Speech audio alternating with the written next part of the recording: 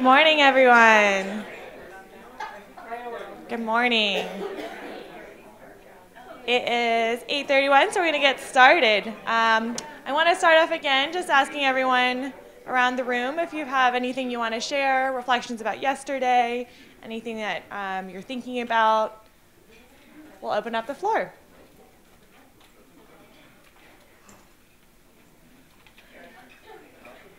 Yes. Do you not have a mic? Oh. What happened? I would just like to thank the whole group for voting to come to Spokane. I really appreciate that. And I didn't get a chance to say it yesterday because we didn't have this opportunity yesterday, but that is a big deal for me. Thank you. Thank you.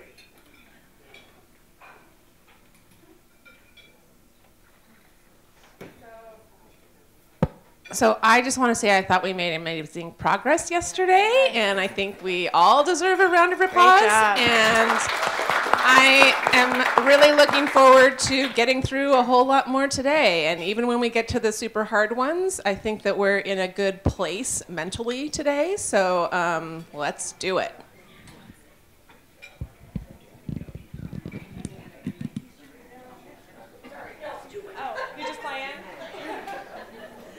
All right, Zane?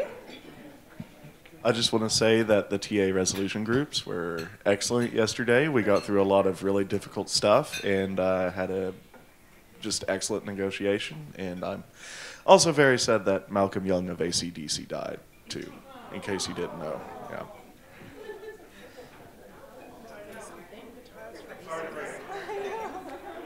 Anyone else?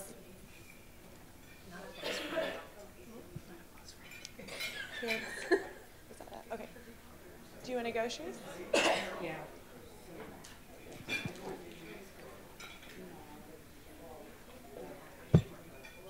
So us parents are really appreciative yesterday of productivity, like how much work we were able to get done, whether it was in TA here.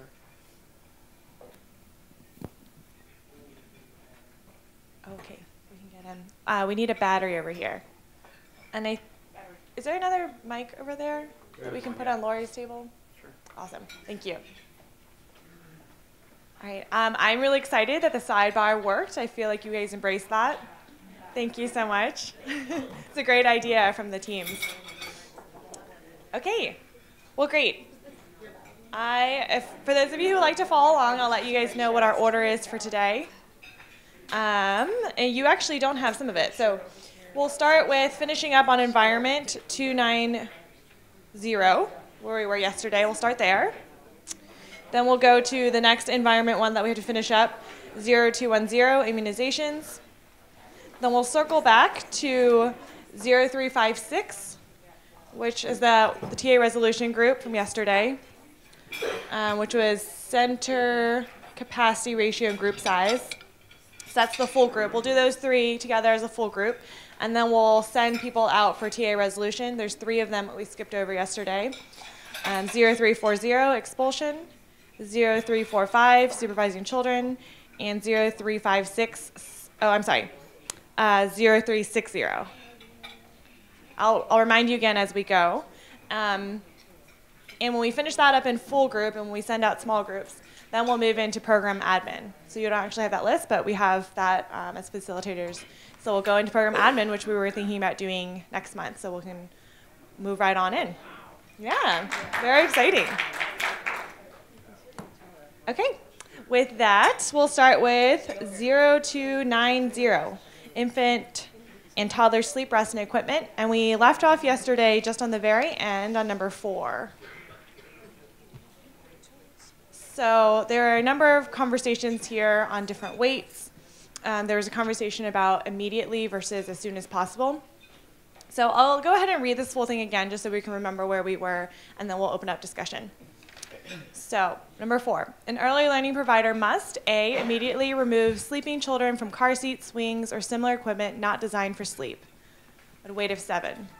B, consult with a child's parent or guardian before the child is transitioned from infant sleeping equipment to other sleep equipment. So there's conversation about either 7 or a lower number, maybe a 5. C, transition children who are able to climb out of their sleeping equipment to developmentally appropriate sleep equipment. So there's conversation about a weight of 7 or a 5 or a 6. And again, immediately, we were thinking about as soon as possible instead. All right, so we'll start off with family, childcare, and then centers.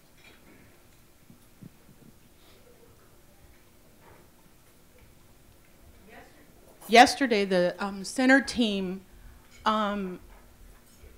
shared that children should not be in car seats at all in our programs, and that the parents should remove them upon arrival. And so I'm wondering if we can put that somewhere so that this children sleeping in car seats is not even applicable. So is there somewhere where we can address parents immediately removing children from car seats upon arrival? Okay, so centers, do you want to, is it a related comment? Our comment was going to be another suggestion around the word immediately. Okay. I know this is just a small subsection, but I wonder if you all think this could be easily tackled in a TA resolution group. It might be something that the whole group would go for. Our group had some take steps to immediately. Would licensing view that if you are in the middle of changing a diaper and you're taking steps to immediately, so it's, hey, I've noticed that child just fell asleep in the bouncer. As soon as I'm done with this diaper change, I'm immediately getting over there and getting that child out of there. So take steps to immediately, because you are working toward getting that child out of that bouncer who just fell asleep. But you can only do it so quickly if you're in the middle of changing a giant blowout diaper. It can only happen so quickly. So there are 2 proposals on the table. One is to say, take steps to immediately remove sleeping children from car seats, and then also one from family child care to remove the car seat language altogether because it should not be applicable. Dell licensing? There is no rule at this point that says car seats cannot be in a program. And if a parent brings a child in a car seat, they may or may not take their child out. They may just drop them off, or they may want to leave the car seat there because you may need to use the car seat when you're transporting.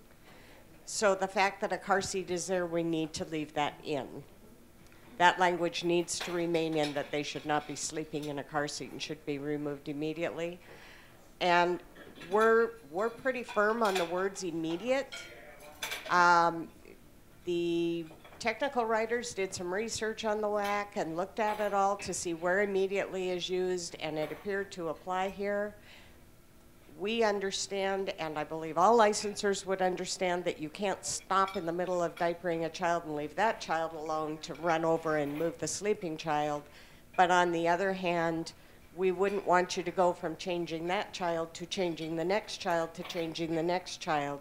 We would want you to immediately move that child as quickly as you possibly can get there. And to us, that is immediately. So because there's a lot of discussion and I see a lot of different weights up here, I'll propose 2 options. One is to go ahead and send this out to TA resolution right now, or to take a team caucus and your teams come up with language and weights. Okay, how about a 3-minute team caucus then? And feel free to call after that a sidebar if you need it.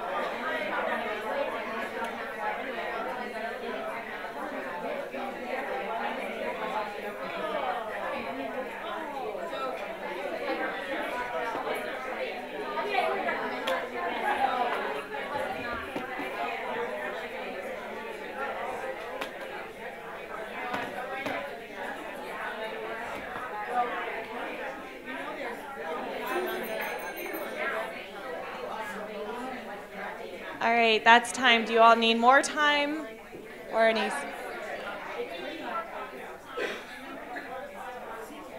Okay, can maybe 2 minutes?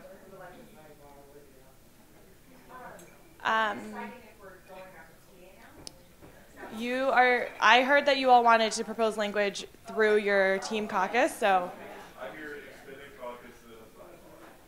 If Della is okay, parents want to sidebar with you if you're ready, and then the rest will take time, and then family childcare after 2 minutes will sidebar when they're ready.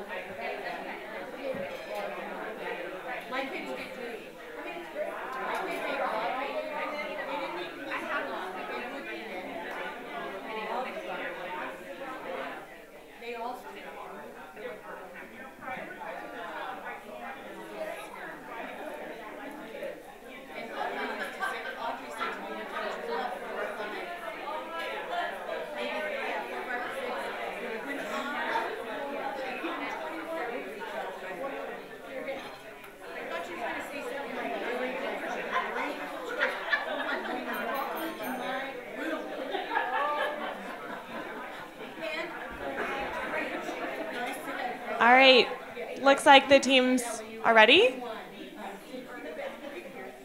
Are you guys ready? Centers? Not yet. Oh, sorry, I didn't realize you're still sidebarring. Another 2 minutes? Okay. Another 2 minutes of sidebar.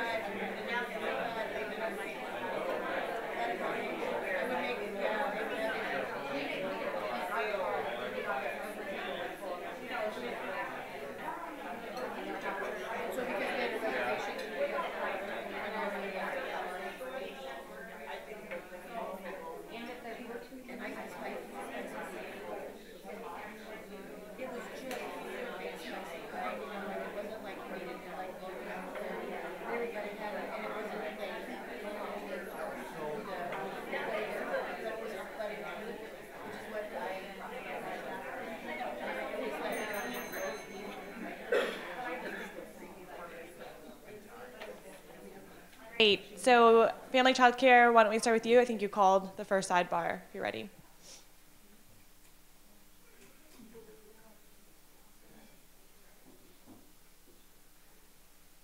We could sidebarred with the centers, and they have a concern still with the word immediate.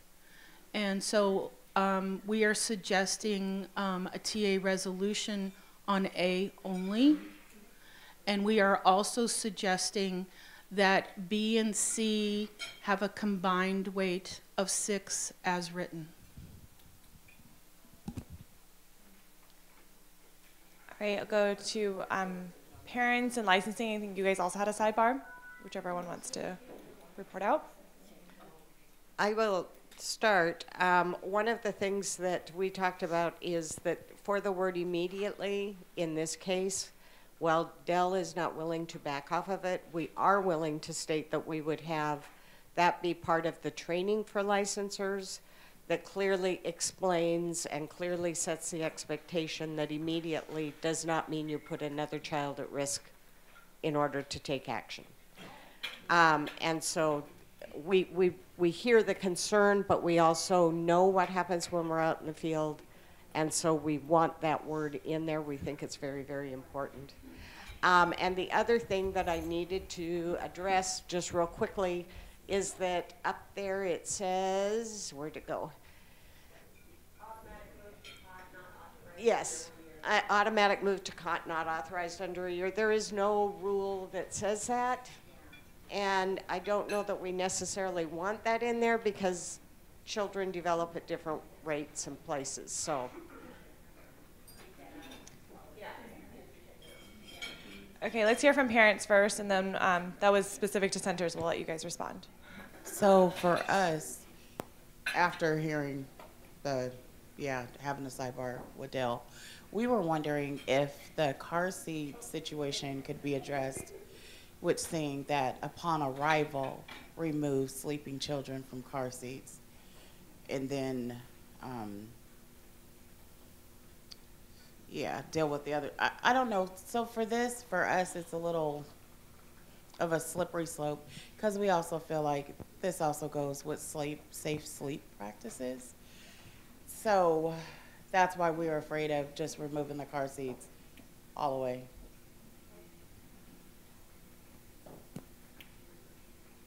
We're good with the car seats being in there because you just need to have practices where you have your parents remove them as soon as they. Yeah. Yep.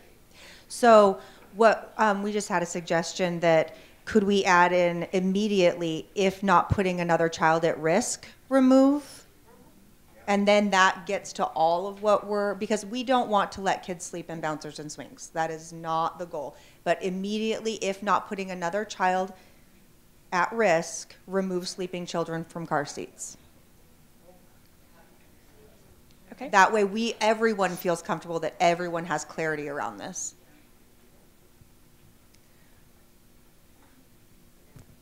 Okay, I heard also that everyone was comfortable with the weight of 7 for A.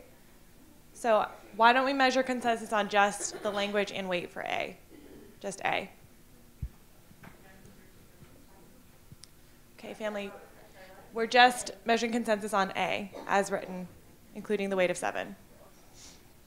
So family, childcare, all 5s, licensing, all 5s, parents, all 5s, Head Start, ECAP, all 5s, and centers, all 5s. All right.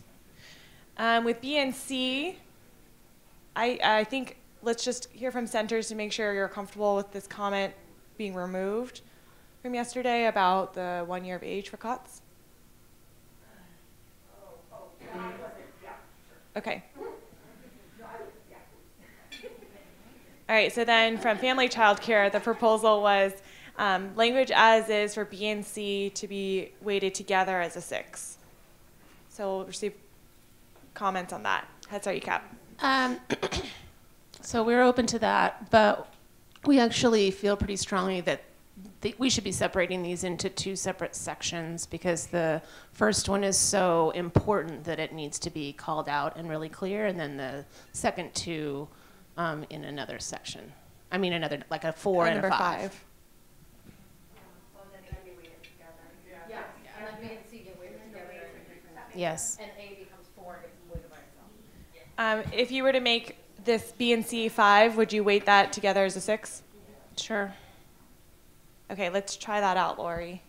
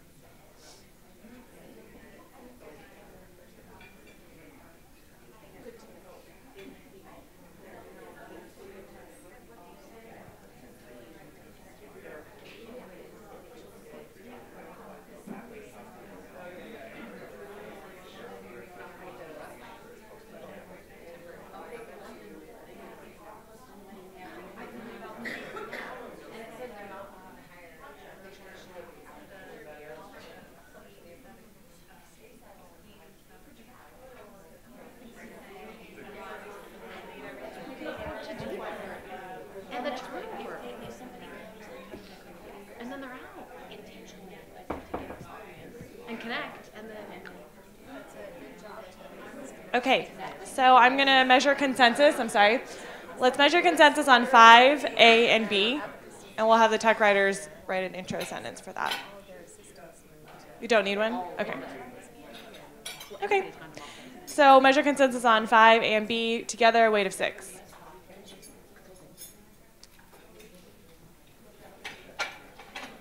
Okay, family child care. Okay, we have a block. Go ahead and hear from licensing. Are 2 different concepts. One is about consulting with parents, talking with parents, having a conversation. The other is about making sure that that child is kept safe by not. I mean, to us, these are two completely different things, and they can't be weighted together because they are two different things. So what are your proposed changes to this language? Yeah, unless they both want to be weighted as 7. Our proposal would be that you do a 5, you do a 6, you do a whatever the number would be, and that each of them have a weight, because they are different things. Okay, so 5 would be a provider must consult parents about the transition, a weight of 6, and then 6 would be transition children able to climb out of their sleeping equipment, a weight of 6. Is that what you're proposing? A weight of 7 for A weight of 7 climbing for out. what would be 6, the Yes. transitioning. Yes. Okay, we'll receive comments on that change.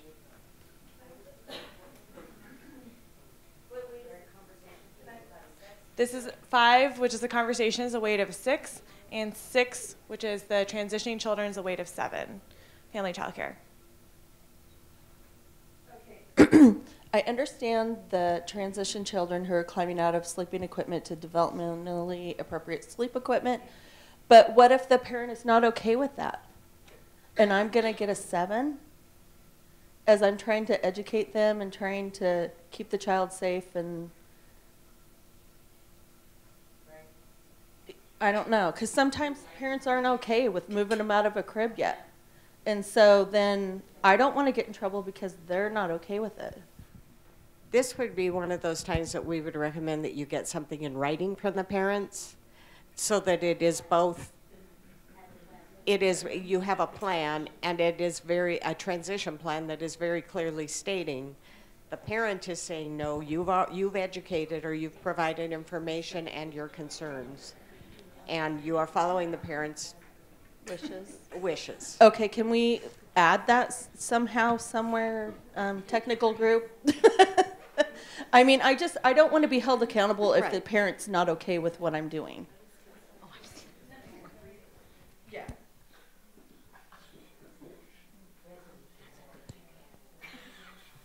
I'm going to take a 1-minute team caucus. You guys can decide whether or not you like this language or if it's ready for resolution, because we've been here for a while.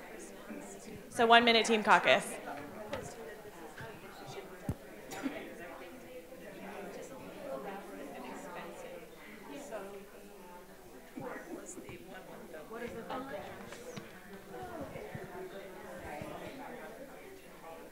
So how are we with I think this was our original suggestion, that we did the 767. Are we willing to go to 667?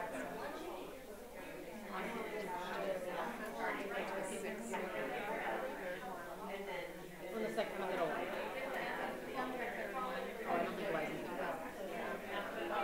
This was what we had originally. Yeah, this was our original proposal from an hour of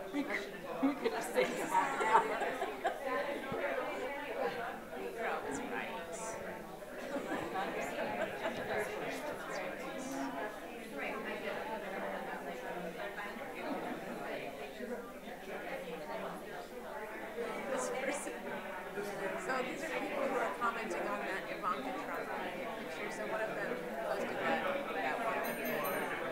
Someone said, "Wow, even the pumpkins are white." All right, that's 1 minute. We'll add 2 more minutes to the clock. Yes, we have a first family who clearly represents Champagne popsicles and tusk centuries. Yeah, he put a hold on it.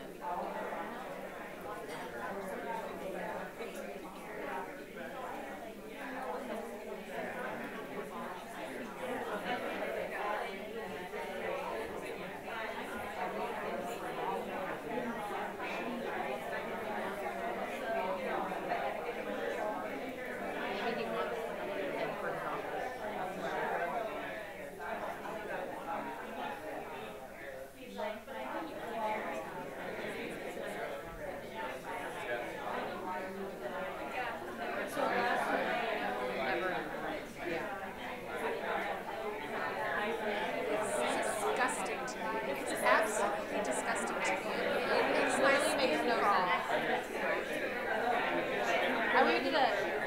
4-day safari in Masai Mara. I don't know, have to continue.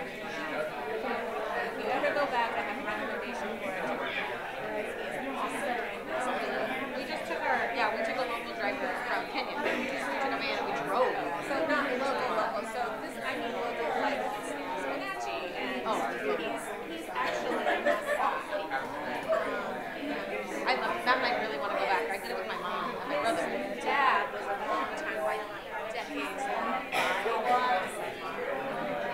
All right, so family childcare is going to sidebar with licensing.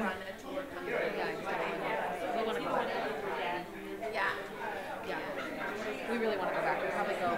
We want to get Tuck a little bit older because I'm more worried about him getting like sick and not being able to articulate that I like have a stomachache and have typhoid, right? I mean that's my fear. All right, please keep your voices down so that we can, each group can hear each other.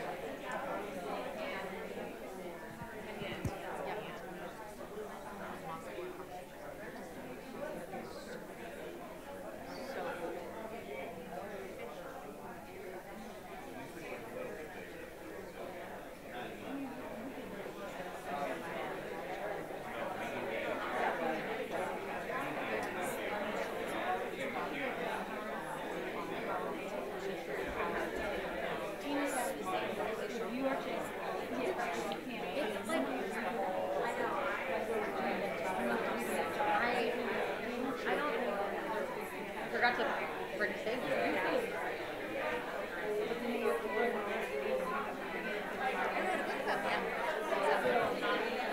Yeah, I'll send you the PDF. Yeah. I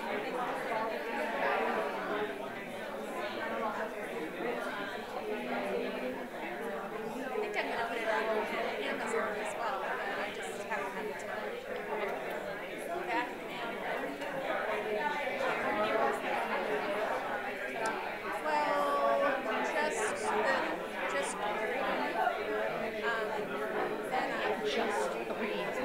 But I don't actually puzzle. I just make it with my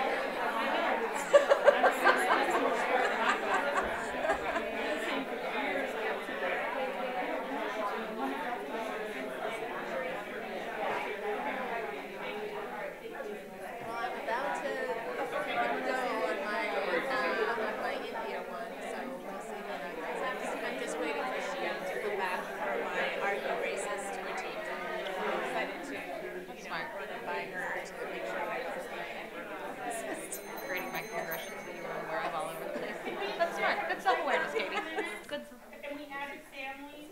Okay, parents are the three-way sidebar, parents, licensing, and family childcare. Add 1 more minute. So I wonder if it really might be time to go to a TA resolution team. Let's give them 1 more minute. If they can't get there, then we'll go TA resolution. Thank you.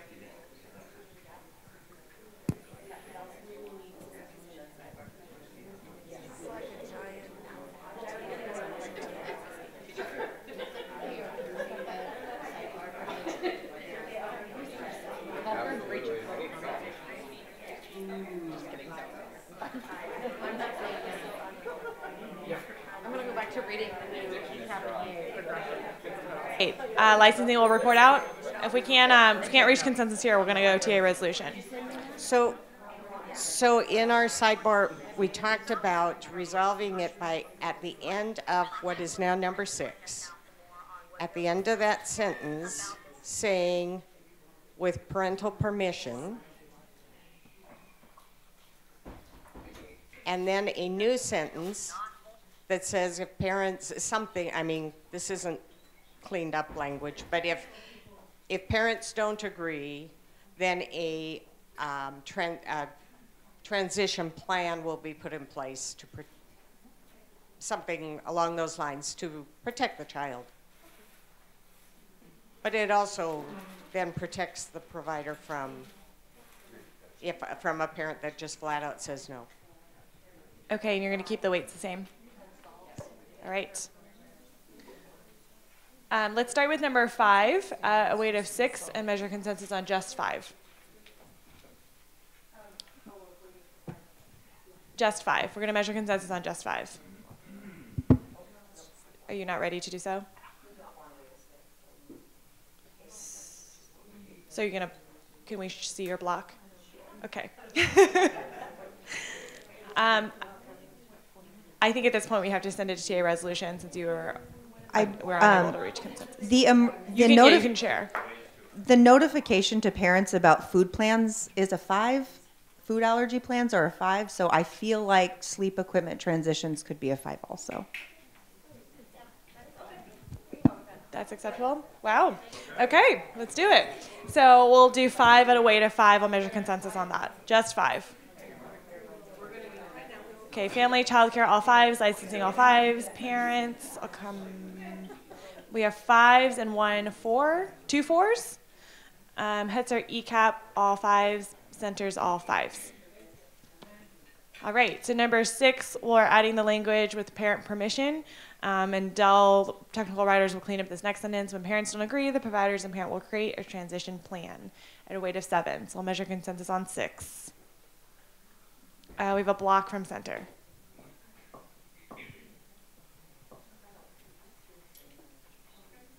We'll come back to you guys.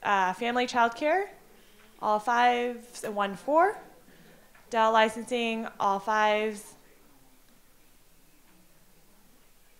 Head Start ECAP, 5s and 2 4s. Parents, all 5s. Centers are going to take 1 minute to review.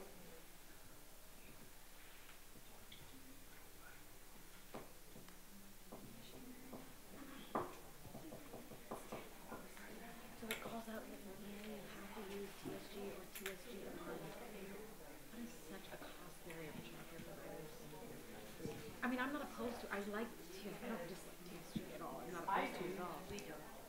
You don't like it? Well, that's true. I should say I like the theory behind it. But the technology is.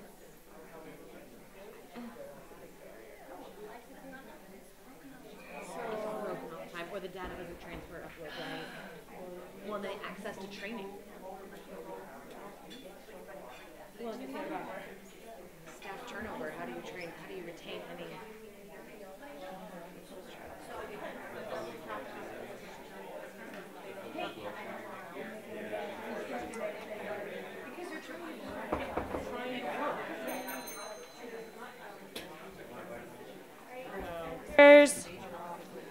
We'll hear from you. Unless you're ready to measure consensus to show us your, you're going to block.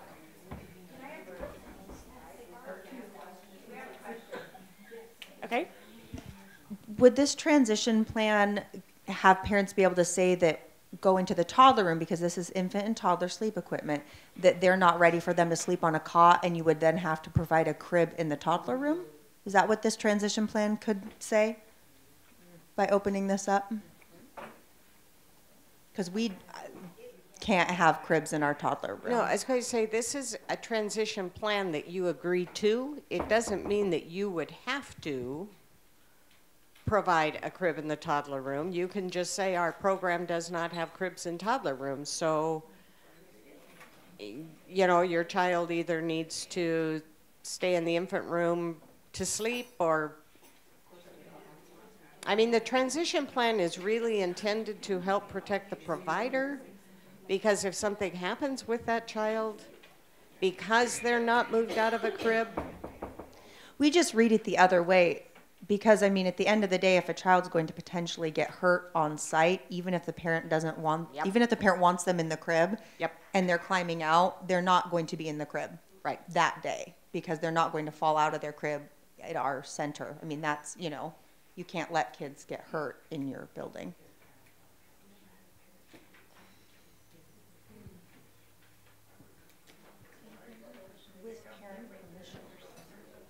But this says with parent permission, so that says you have to have parent permission.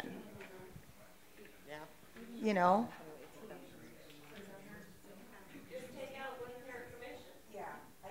Took that out. Perfect. And then it's our plan. That's better. Thank you. Okay, I'm going to measure consensus on the language without the with permission. So an early learning provider must transition children who are able to climb out of their sleeping equipment to developmentally appropriate sleep equipment. When parents do not agree with the transition, the provider and parent will create a transition plan at a weight of 7. So measure consensus on 6, as is on this screen, a weight of 7.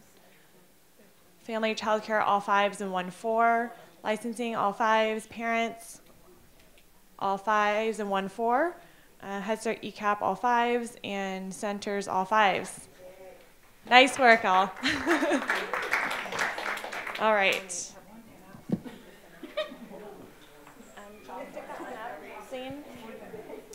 All right, so now we're going to 0210 immunizations. This one this one's not. This was in the full document.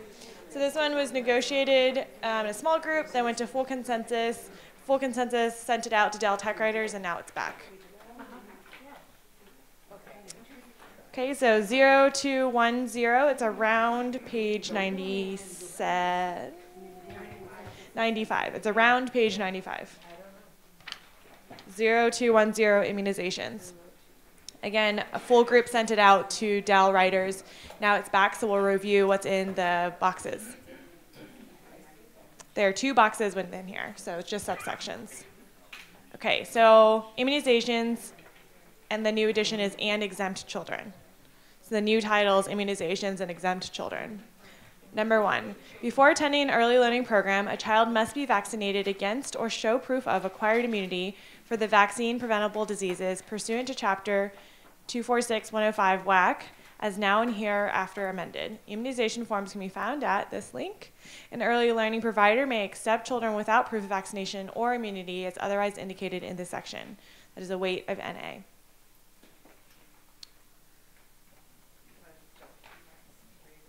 Yes. So we'll jump to the next rewrite. There's only 2 subsections that you guys asked for a rewrite. So the second one is number 6. An early learning provider may exclude a child from care if A, the child's parent or guardian fails to make progress towards full immunization according to a plan submitted under subsection 3 of this section, or B, the parents or guardians of a child with a medical exemption fails to make progress towards full immunization pursuant to 050 subsection 3 upon completion or expiration of medical exemption at a weight of 5. So those are the 2. I know it's a little bit out of context and we're reading it out of order, so I'll ask if you guys need 1-minute team caucus just to review the full document. Okay, so we'll do a 1-minute team caucus so you can take a look at it in context. 0210.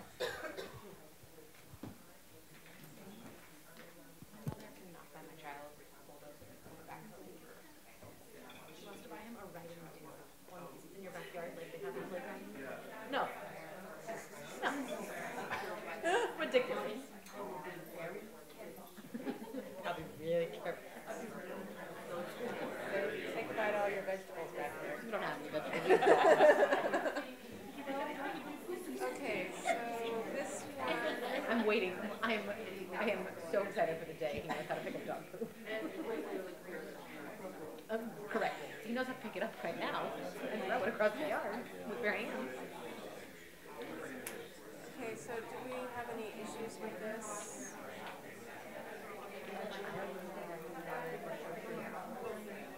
The learning provider may accept children without proof of vaccination or I guess the question for me that will never Does anyone else need more time? We're good. There's nothing about proof of vaccination. Okay, 1 more minute on the clock. 1 more minute for team caucus.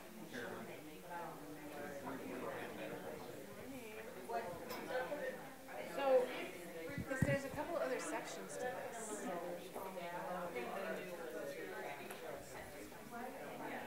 Well, it's unfortunate that none of our health people are here. Oh yes, that's. Yeah, well, they can be mad at us later.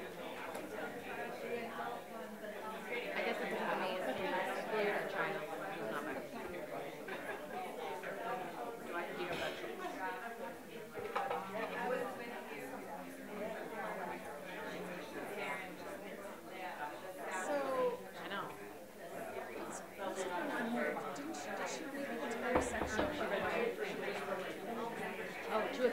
child who is not current with their immunization, the early learning provider must give written notice to the stating the child may be accepted if immunization are complete as soon as possible.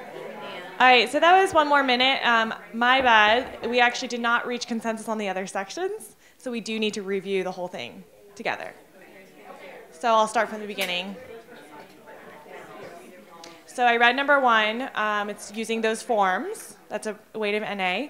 Number 2, an early learning provider must receive for each enrolled child a current complete DOH certificate of immunization status or certificate of exemption or other DOH approved form pursuant to WAC 050. Or B, a current immunization record from the Washington State Immunization Information System at a weight of 6. 3, to accept a child who is not current with their immunizations, an early learning provider must give written notice to that child's parent or guardian stating the child may be accepted if the immunizations are completed as soon as possible. And A, the parent or guardian provides written proof the child is scheduled to be immunized on or before the date the child will enroll. Or B, the parent or guardian provides a signed and dated statement detailing when child's immunization will be brought up to date, weight of 3. Number 4, an early learning provider must maintain and update each child's records relating to immunizations or exemptions or plans to bring immunizations current. These records must be available in the licensed space for review by department licensors, health specialists, and health consultants, a weight of 5. Number 5, an early learning provider may accept homeless or foster children into care without the records listed in this section if the child's family, caseworker, or healthcare provider offers written proof that he or she is in process of obtaining the child's immunization records. I'll reread 6 now. An early learning provider may exclude a child from care if the child's parent or guardian fails to make progress towards full immunization according to plan submitted under subsection 3. B, the parent or guardians of a child with a medical exemption fails to make progress towards full immunization pursuant to 0503 upon completion or expiration of medical exemption, the weight of 5. 7, an early learning provider must notify the parent or guardian of a vaccine-exempt child and if an outbreak of a vaccine-preventable disease occurs within the early learning program. A provider may exclude the child from the child care premises for the duration of the outbreak of the vaccine-preventable disease, weight of 7. And number 8, an early learning provider may have a written policy stating children exempted from immunization by their parents or guardians will not be accepted into care unless that exemption is due to an illness protected by the ADA or WSDA or by a completed and signed COE, weight of NA. Okay, apologies again that I messed that up at first. So we'll circle back up to number 1. Yes, family childcare.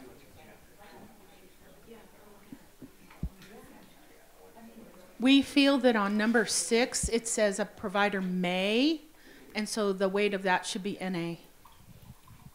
Okay, so we'll keep that in mind when we get to 6. We'll start with 1. Head start ECAP. So we have a question about number 4, I think it is now. So the way that this works in most Head Start and ECAP programs is that your immunization information is available through Child Plus. So it's available electronically from the licensed space. But we also have a lot of school districts where they might be kept in the office and not in the licensed space.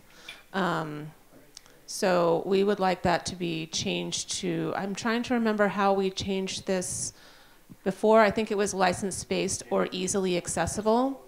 So we would propose that we add or easily accessible. Okay, so we have edits to number 4 and number 6. I'd like to go back to number 1 though, and measure consensus on 1, and we'll add those in as we hit 4 and 6. All right, so number 1, that's a weight of NA, and we have the new link to the forms. Measure consensus on number 1. Family child care, all 5s and 1-4. Licensing, all 5s. Parents, all 5s. Head Start ECAP, all 5s, and centers, all 5s. Okay, so we'll move to number 2.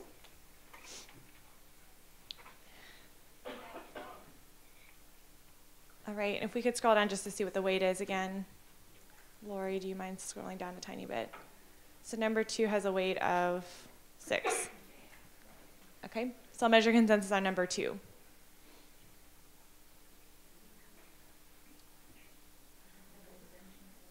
Okay, family, child care, we have 5s and 2 4s. Licensing, all 5s. Parents, we'll come back. Head Start ECAP, 5s.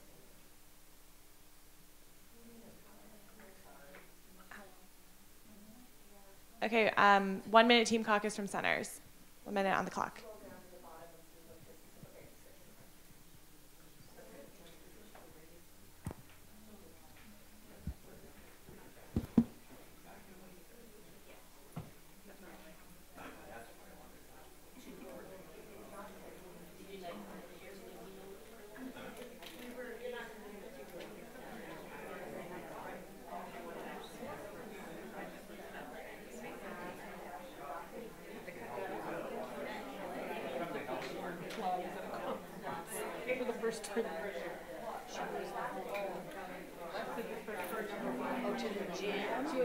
She walks outside, but it's really dark. Yeah.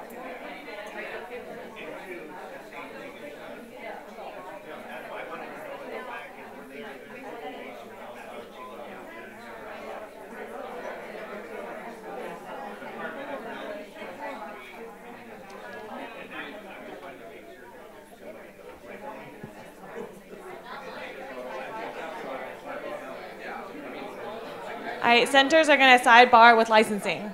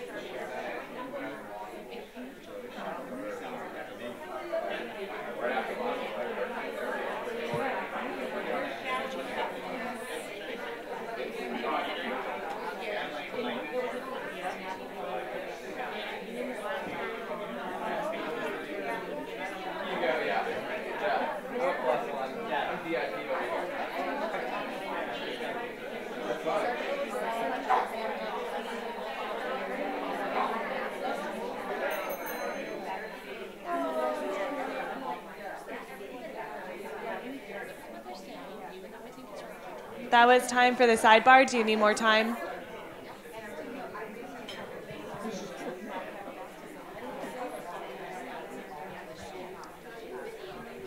Centers and licensing, do you need more time? 1 more minute for the sidebar.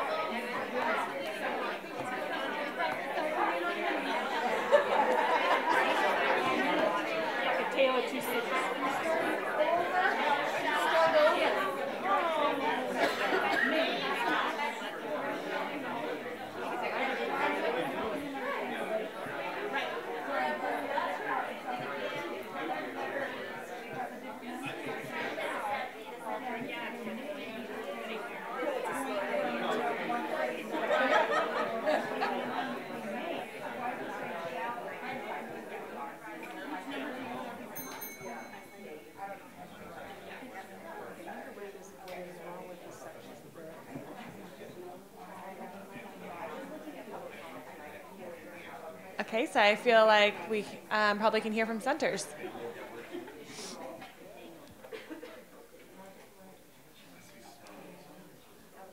Centers are licensing. Are you ready for? Centers are proposing 2 is a weight of 5. Let's measure consensus on all of 2. Family child care, all 5s, 1 4. Licensing, all 5s. Parents, all 5s. And go back to licensing, there's 1 4. 2 4s. Sorry, parents, if you show me again, all 5s, 1 4. Head Start ECAP, all 5s. And centers, we have 5s and 3 3s. So 3s, please state your concern. We just have big concerns on the difficulty of gathering the paperwork from the parents, and we know that it's our policy and we need to make sure that parents, either bring it or they don't come, but then there's also balancing the relationship with our parents and trying to understand their busy schedules, and how difficult sometimes it is when providers, like doctors, are still requiring faxes, because who faxes anymore? But anyway, so that's just the difficulty around this for us. I think the other aspect of the difficulty is because it is not universally required in all settings. Preschool settings are not required to do this. You have parents that are coming into your program that have had a different experience elsewhere, and it is, you are being perceived as being problematic and difficult. Okay, thank you. We've noted your concerns.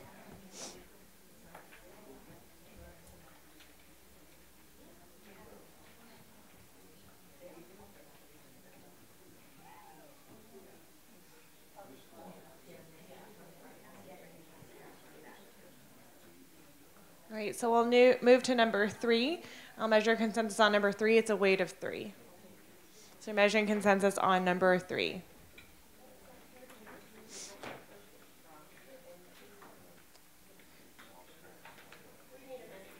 Okay, 1 minute team caucus.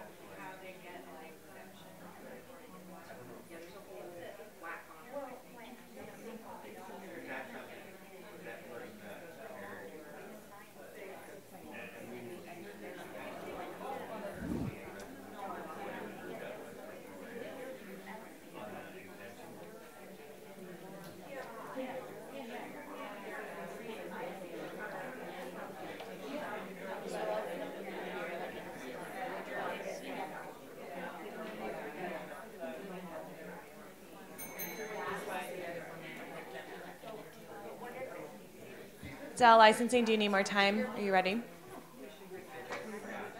We're going to need another minute, but I just kind of wanted people to know what our concern was so they can be thinking about it.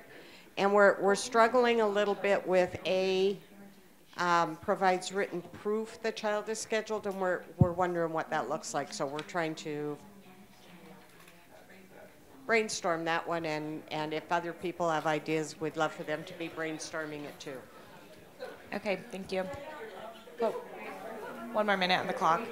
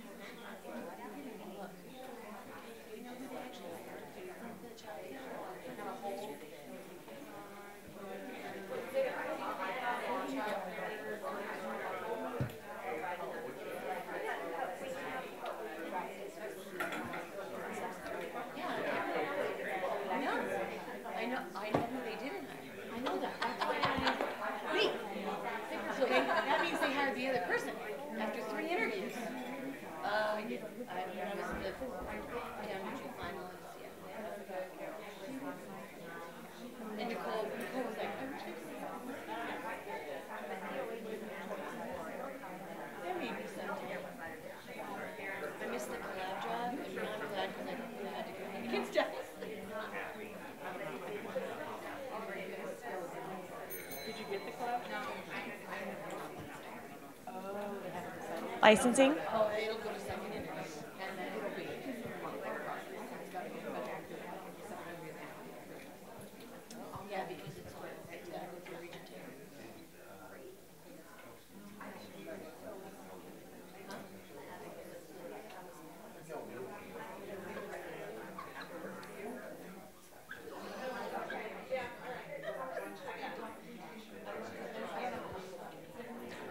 Okay, we think we have it.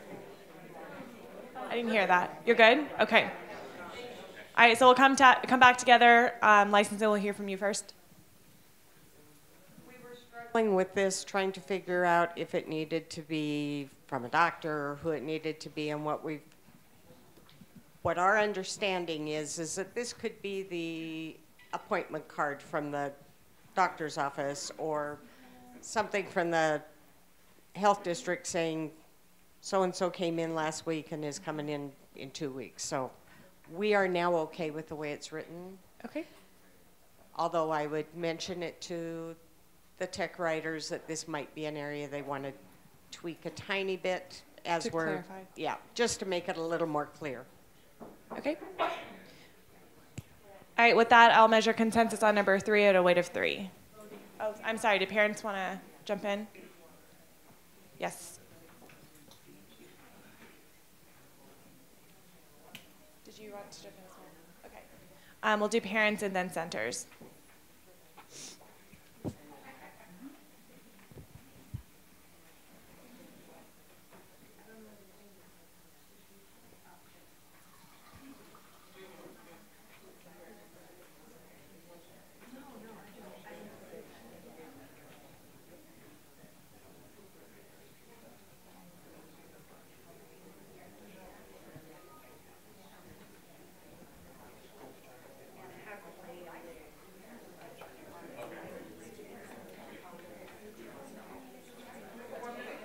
Okay, we'll have a 1-minute team caucus.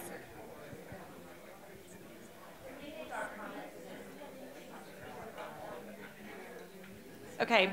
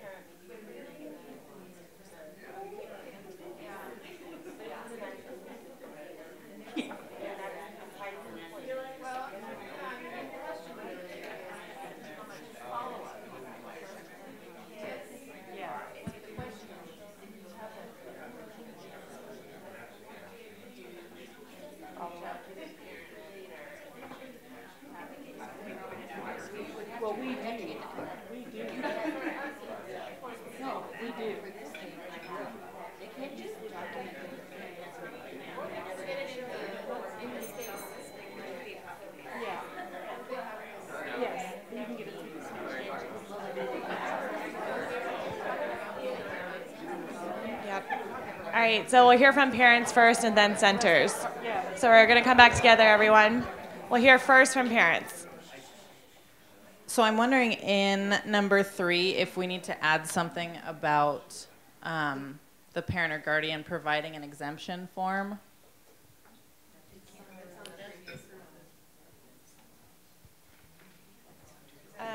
It's in number 2, I think, Lori. Let's see, current complete DOH from or certificate of exemption. Okay.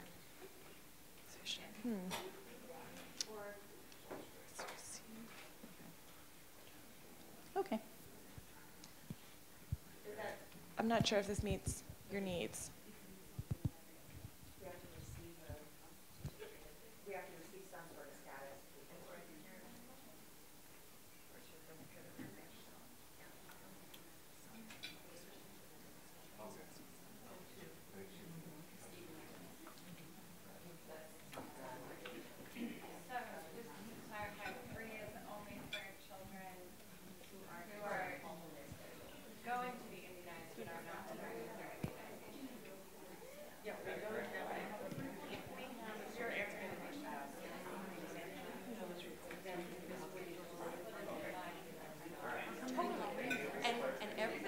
right, parents, are you okay? Did that address your concern?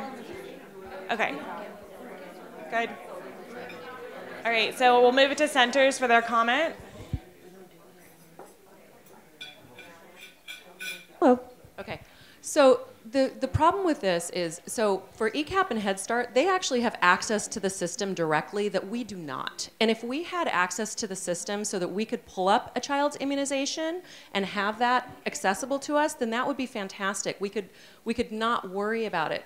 We've got several issues here. It's parent schedules. It's doctors not providing it on the form that is required by you, and so basically even when we get it, we get a printout from the doctor, and then you guys require us to have that transcribed by the parent and signed onto that other form. This is a really tedious, laborious process where the parent believes that they've turned something in, but they really haven't because they haven't gone that extra step. So it becomes a multi-week kind of back and forth, and it consumes a ton of time. And it makes bad feelings with your family. So we'd like to be able to have a situation where we can just go ahead and access it if we need to, so that we have the information that we need, and we're not going to get penalized for not having something that ECAP and Head Start can do themselves. So I'm hearing that that's an implementation step. Do you have any changes to language or the weight based on that comment? Lower, because if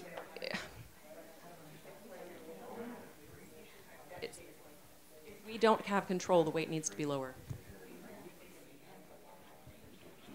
Head Start, ECAP, and then licensing. I thought we talked about getting access. Oh, I'm sorry. I thought we talked about getting access to the National System for Immunization. Can you please add that? I know you don't have it, but I thought we talked about it a couple of months ago about making it happen for childcare license. Maybe it's on tape number 422. We could play it back. So Zane is going to add access to immunization database to the implementation list. Yes, So- licensing.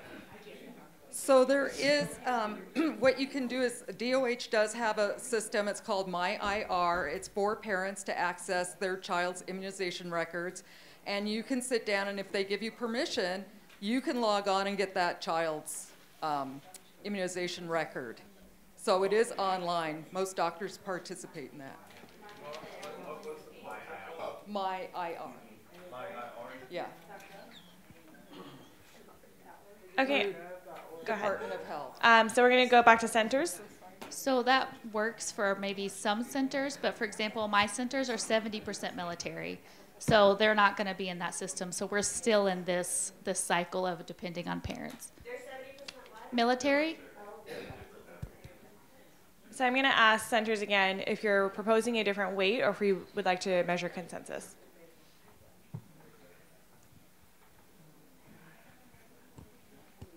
Do you need time?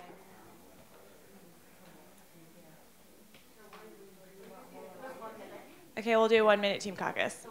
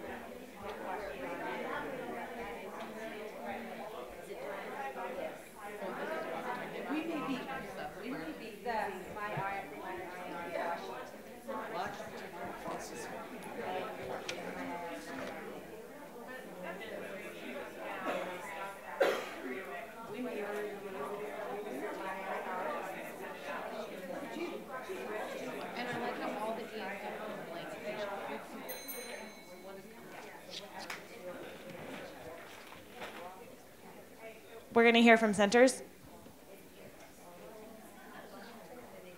We have an overall immunization comment. If the practice of providers is if you don't have an immunization record, you assume they are not current, and if there's an outbreak, they're automatically excluded if you don't have that record. If that's the practice that gets put forward, then if all the documentation is lower, if all the documentation could be a lower weight, because then it is a piece of paper, then kids aren't going to have any harm because they will automatically be excluded if you don't know, if they have not provided proof. And then you put that out to your parents like, look, if you don't give me proof, then you're going to have to be excluded if there's an outbreak. Then no kids are put in at risk, but we also then don't have these accumulating 5s and 3s for paperwork that is, it really is difficult to get. I know it sounds like it shouldn't be, but it's, I mean, we have 2 full-time business owners, and it takes my business partner like a huge majority of her time when we're doing our immunization reporting in the fall. I mean, it's a very big task. So if we can put the emphasis on the keeping kids safe and then lower the weight, and it's not that we don't think that understanding what their immunization status is important, it's just, again, I know it sounds silly, but it is a crazy process.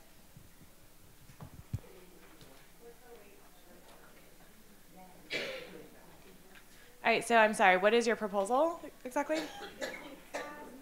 Some overarching initial statement that the practice of providers would be if you don't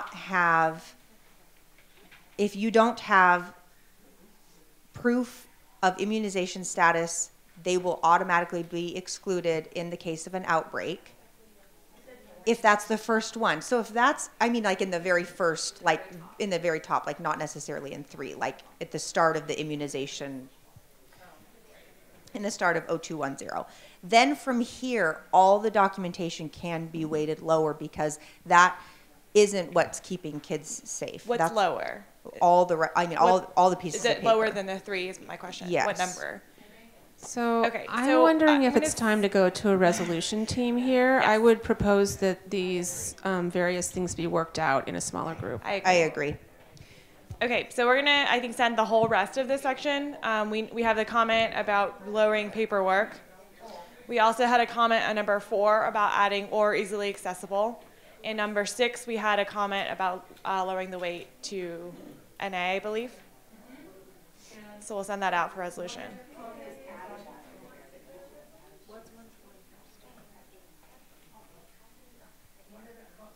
Comment is on number 3. I think it's A and B are basically the same thing. You have to have written proof. You have it signed. Isn't signed and written the same thing? They're saying the same thing, that you need written schedule or proof or statement detailing when the child is going to be immunized. So we're gonna send this out to small groups, so we'll make sure that's on their list. Yeah, that would be in the resolution, the small group too. Okay, so we'll send the whole section out from 2, I think we did 2 already, right? We'll send the whole section out to TA resolution, so please choose your 2 to 3 people to go out.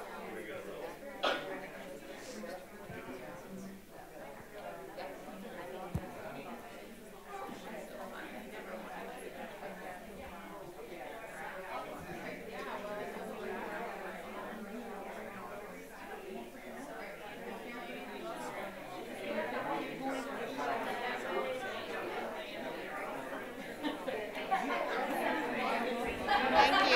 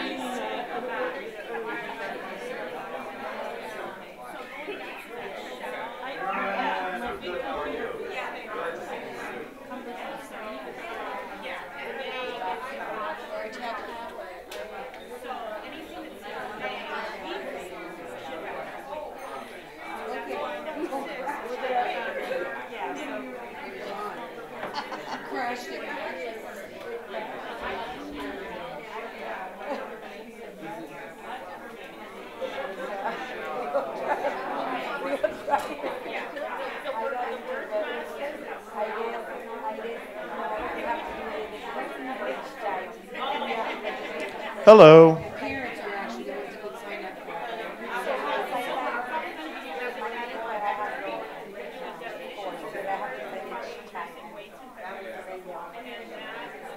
I'll let everybody take a second to get settled. I think centers are caucusing right now, right? Is that what's happening?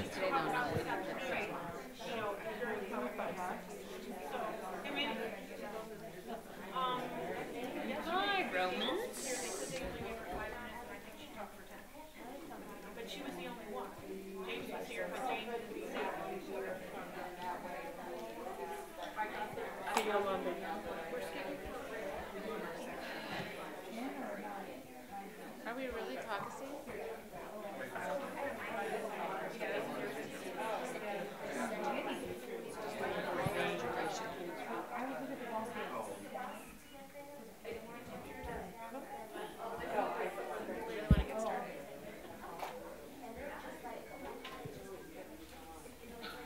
So.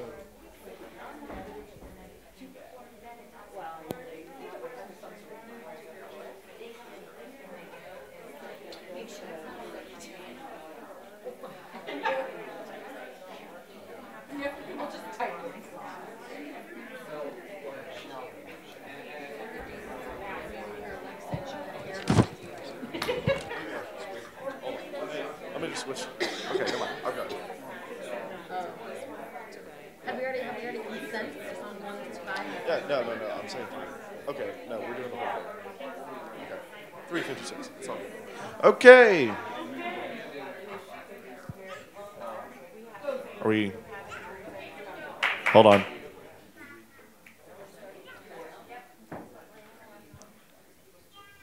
Mr. Farmer?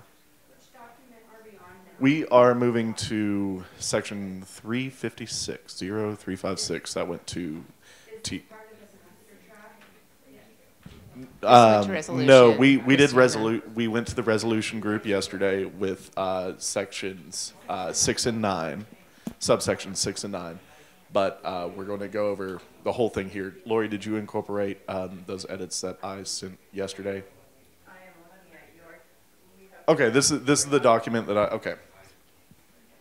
So the sections 1 through 5 and 7 through 8, everything that's not 6 and 9 should be the same of what you already have, other than the edits we made to 6 and 9. So we're going to start from the top, though, and work our way down for full consensus. So starting with subsection 1. The department issues initial or non-expiring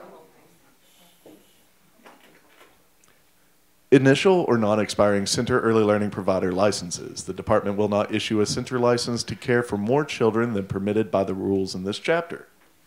The department may issue a license to care for fewer than the maximum allowable enrolled children. For each center, licenses state A, the maximum number of children that may be in care at any one time, total capacity. B, the capacity for each space within the center licensed for use by children. And C, the age range of children allowed in care, no wait. Subsection 2. The department determines capacity for a center after considering A, the square footage of the center early learning program. New B, a center provider's education and ongoing training. Should be C as well. D, the age range of children requested or approved by the department. E, the amount of developmentally appropriate equipment, materials, and toys a center early learning program can provide children to use. F, a center provider's licensing history with the department. And G, the number of qualified staff available to meet staff-to-child ratios. No wait. 3, a center licensee must not exceed the total capacity or age range stated on the child care license at any time. The children on the premises signed into the child care on an off-site trip from the early learning program or being transported by the early learning program staff are counted in capacity, including the children of staff. Wait was eliminated there as well. Oh, no, it was moved down to the bottom. Sorry. A center licensee must receive department approval to care for a child with special needs pursuant to WAC 17300-0300 if the child is older than the maximum age identified on the license. A child with documented special needs may be in care up to age 19 and must be counted in capacity and staff-to-child ratio. B, if an individual child with special needs requires individualized supervision at a center, a staff member providing individualized supervision for that child does not count in the staff-to-child ratio for the other children in care. Yes. Wait, number 6. I think that should have a comment there that says that, actually. We did add that, right?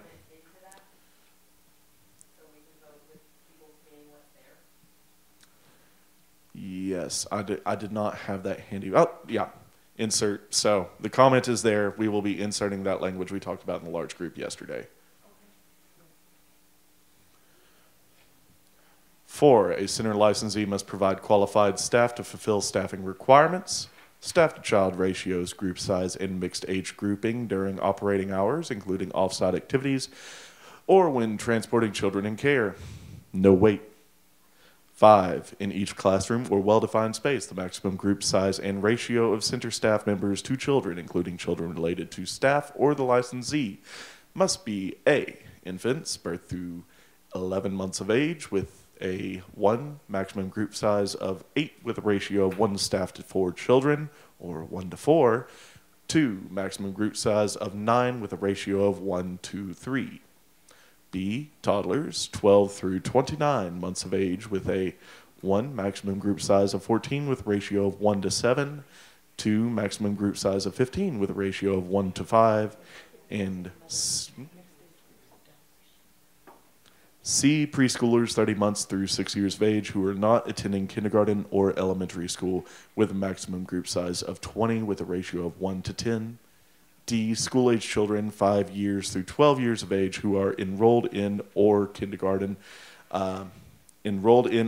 kindergarten or elementary school, with a maximum group size of 30 with a ratio of 1 to 15. Or E, compliant with the variance process described in that is to be added. We'll talk about that when we get to there. Wait, number 7.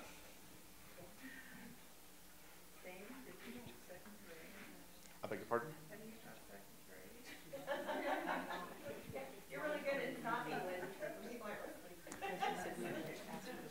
Six, children at least, my mother was a school teacher, what can I say?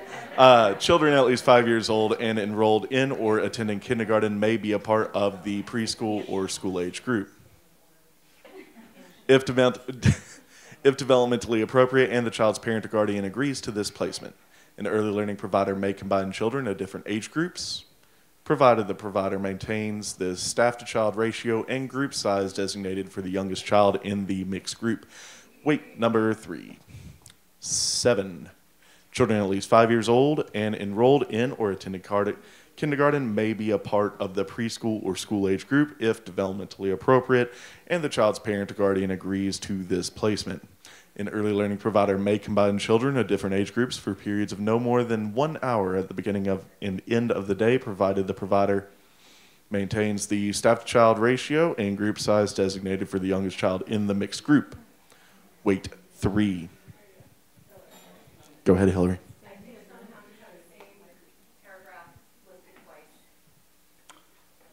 You're right, that should be actually crossed out entirely. That second one.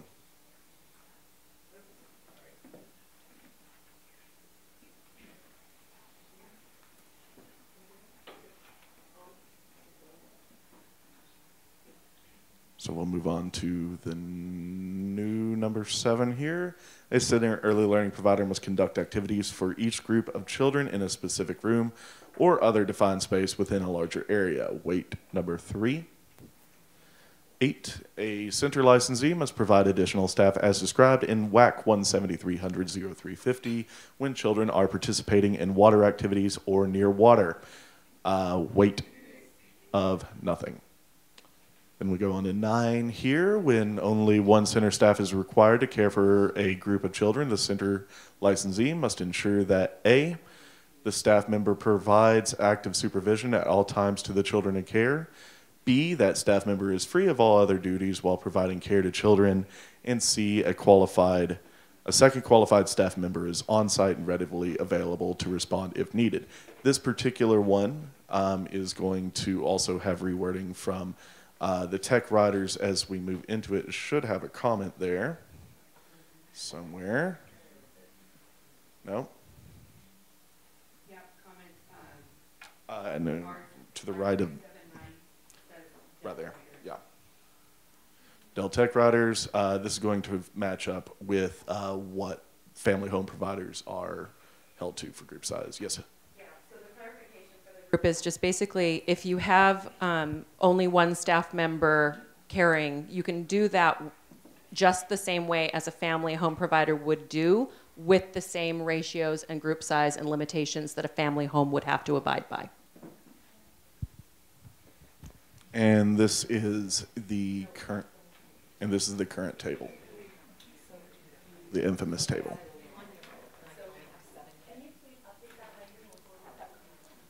Can we vote on everything but that one, and that goes to the tech writers then?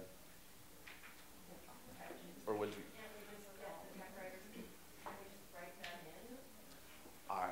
Do the tech writers have that handy? Tyler is not here as well. Okay, so let's have the groups go through and decide now whether to proceed with this section or move it back to the tech writers for further revisions in particular before we dig into it. So could I get Vista 5, please, from the groups? Can we have a 2-minute caucus, please? Sure.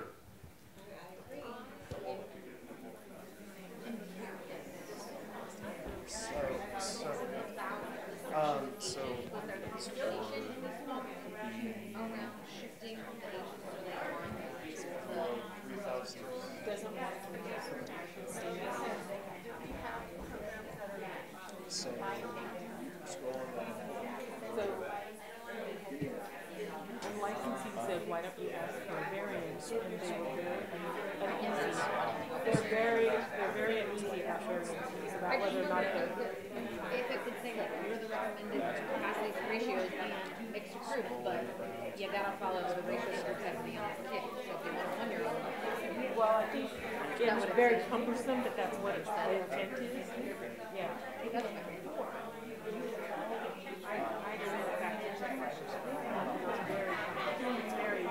One of the sections there.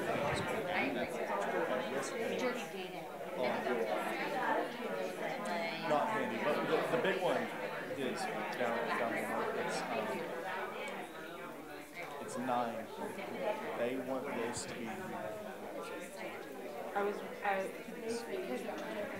That's and then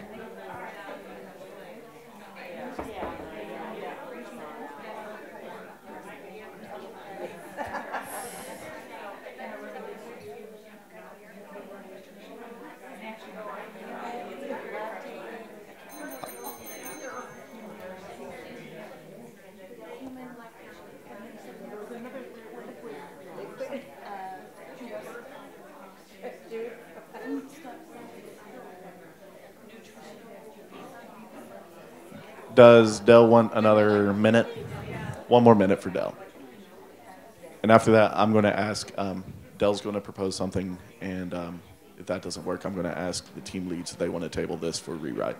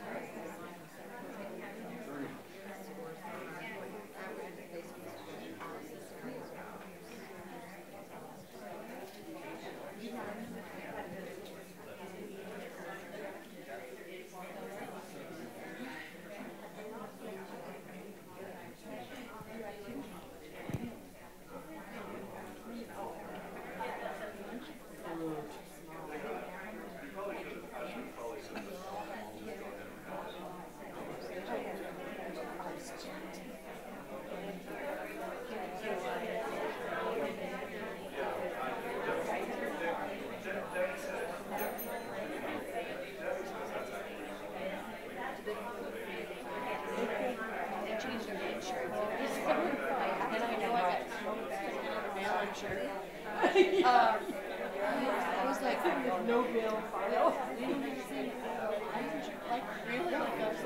Thing? Oh.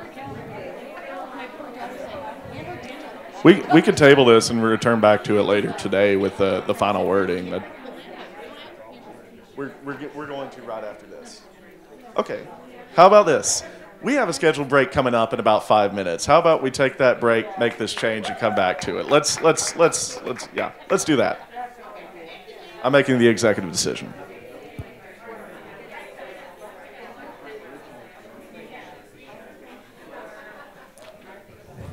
Let's come back.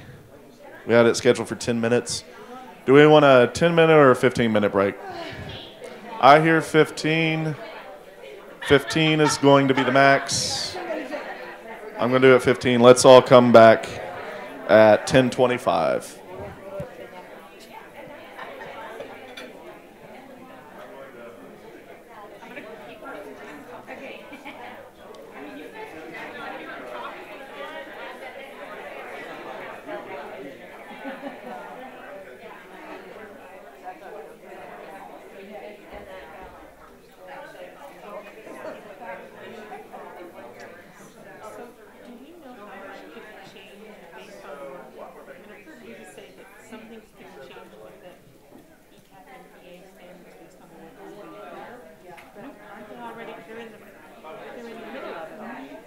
They're taking feedback.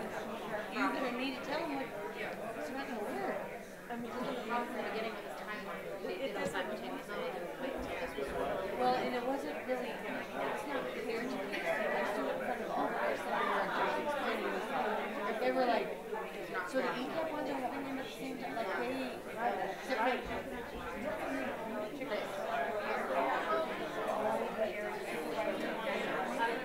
It's like, why didn't they wait a while? And we're going to, according to this progression, we're going to introduce the new wax and the new EAS at the same time.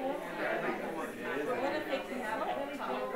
When they have some significant differences?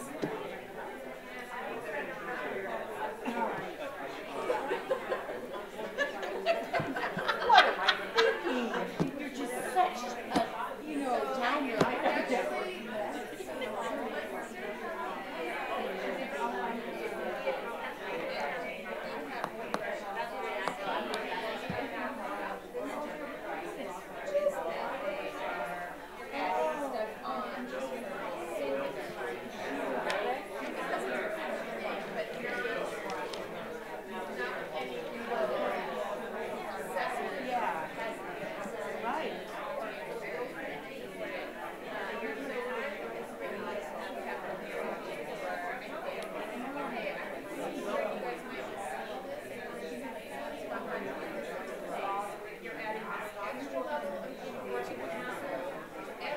Try to fix the problem for, half a dozen.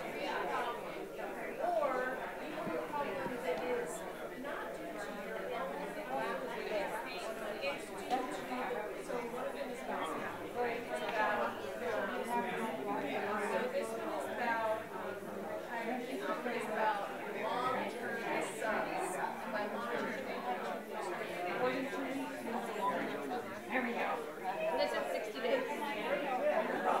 It's at 60 days ago when I just read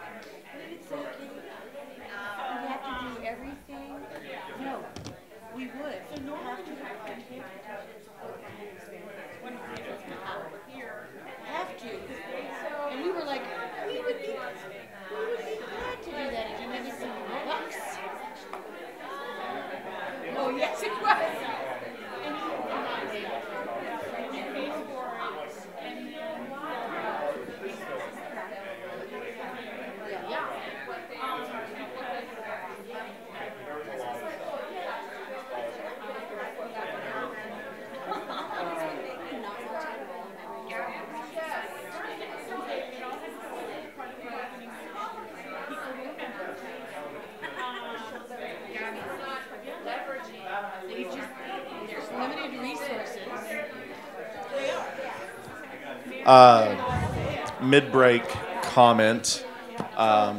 So we're going to be sending back this section to the Dell Tech writers. On top of that particular section, there's other stuff that needs to be tightened up a little bit more, especially when we're talking about the variance process. That's another chunk of it. No, it's no big deal. We're not coming back yet. Just saying we're going to be moving on into program administration when we get back from the break.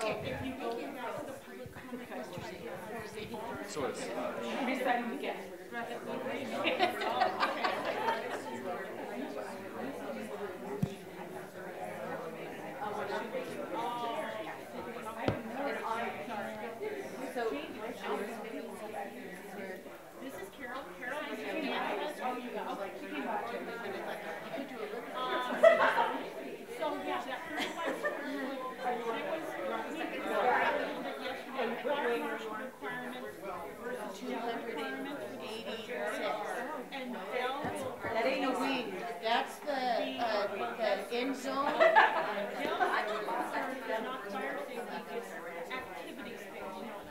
And my signs say like 200 blah, blah, blah, 200 blah, blah, and 400. I'm like, okay. No, I don't think that. I think that's like, I'm not here. But no, it's that. I mean, you get the details for extra. That's only for if you leave the cribs up to the left. Okay. And so the other thing is permanent furniture, like filing cabinets and bookcases and all that kind of stuff. You can't count that as you also cannot count hallways or kitchens unless they are used for children's activities. Like, what do you mean? Well, so like my hallway. Yeah, I can't block my hallway. This would just be if you're having a normal. The hallway is not restricted.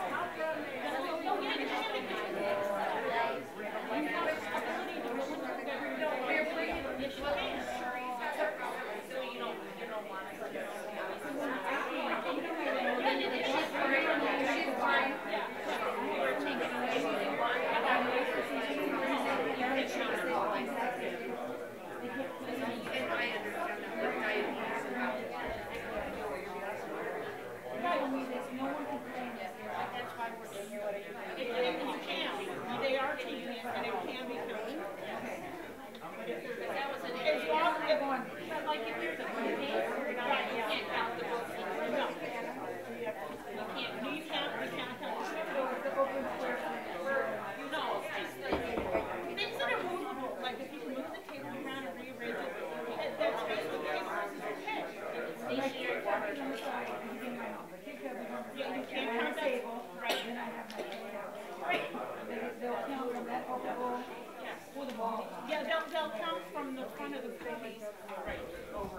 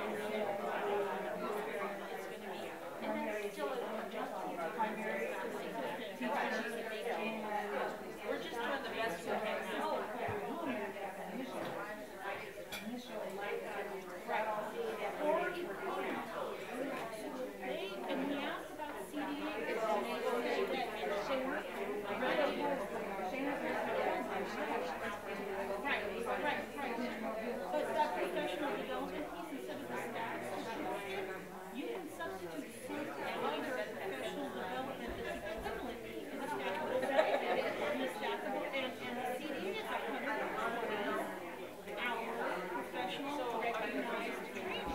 So if you have a CDA that said nobody should let their CDAs expire, if you have a CDA, you don't get incentives to do it. Do you want to need it? No, no. Just what you said. Right. So you want to go back and what if your teachers are going to go back to that professional development to be allowed to agree. Those things that we did at the very beginning, which is one of the first things we did, we didn't know what we didn't know when we saw that we've asked to revisit it. Right. And some of those things better when we know that. Right. And some of those things at the beginning we also didn't want to say that great because we weren't familiar with the ways and what had been shown. Right, and that's what we're already talking about that amongst ourselves, and we've already said that. We can't repeat that. That's why number 6 in this, we wanted NA because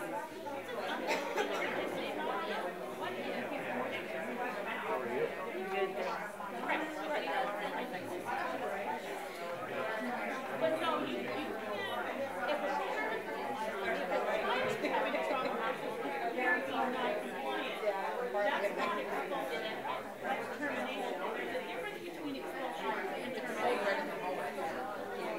Oh, I know. So, an expulsion is they have a child and you not being able to meet that child's needs. A termination is something that the parent has done for one reason or another. Actions that you cannot do. Right. If you're having a conflict with a parent, or they're not being compliant. Because this is my story, and you have that parent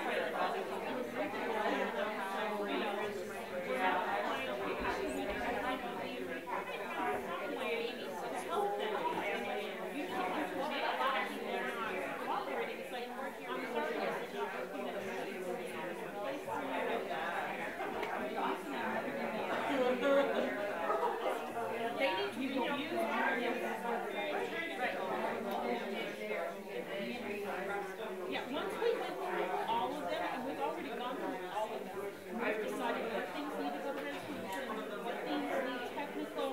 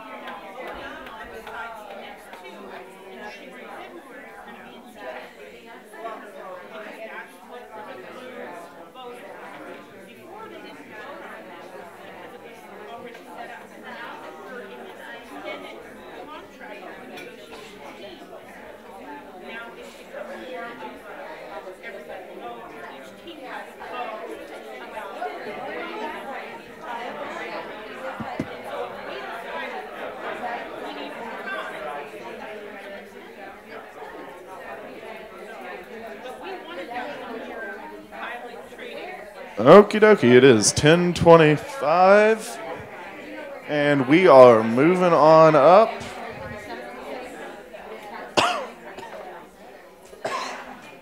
Excuse me. All right, guys, I just want to take a second. I know we...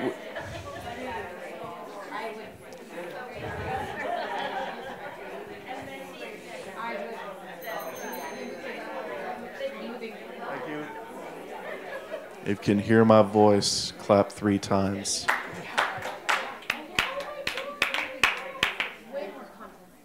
Okay, so I just want to say, everybody, good job. We are actually moving on to a whole nother section of the WAC, your program administration and oversight.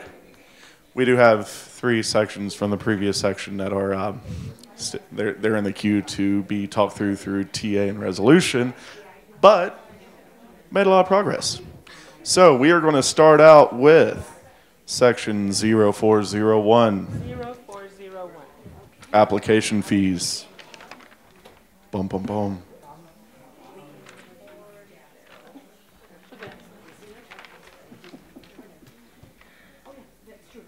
And so I know everybody's ready to go. I'm going to take consensus, so we're all set. So our family homes. We are on 0401. So starting with family homes, can I get a fist of 5 consensus on whether you're ready to proceed? Okay. We're going to wait just a second. They don't have their majority. In the meantime, licensing. Are you guys ready? Parents? Okay. Families ready? Parents look ready? No? No? Parents are not ready? 0401. Head Start ECAP? Okay. Centers? Okay. Parents? Okay. So 0401, starting from the top, license fees. Change the name of it. Subsection 1, the rules establishing licensing fees within this chapter are adopted pursuant to RCW 43.215.255. No wait. Subsection 2, the license fee is non-refundable and is due A, with the early learning applicant's initial license application packet, and B, annually thereafter, 30 calendar days prior to the anniversary date of the license. Wait number 1. 3, payment must be in form of a check, credit, or debit card or money order. Wait 0. 4, the annual fee for family home early learning programs is $30 or as otherwise set by the legislature. Wait 0.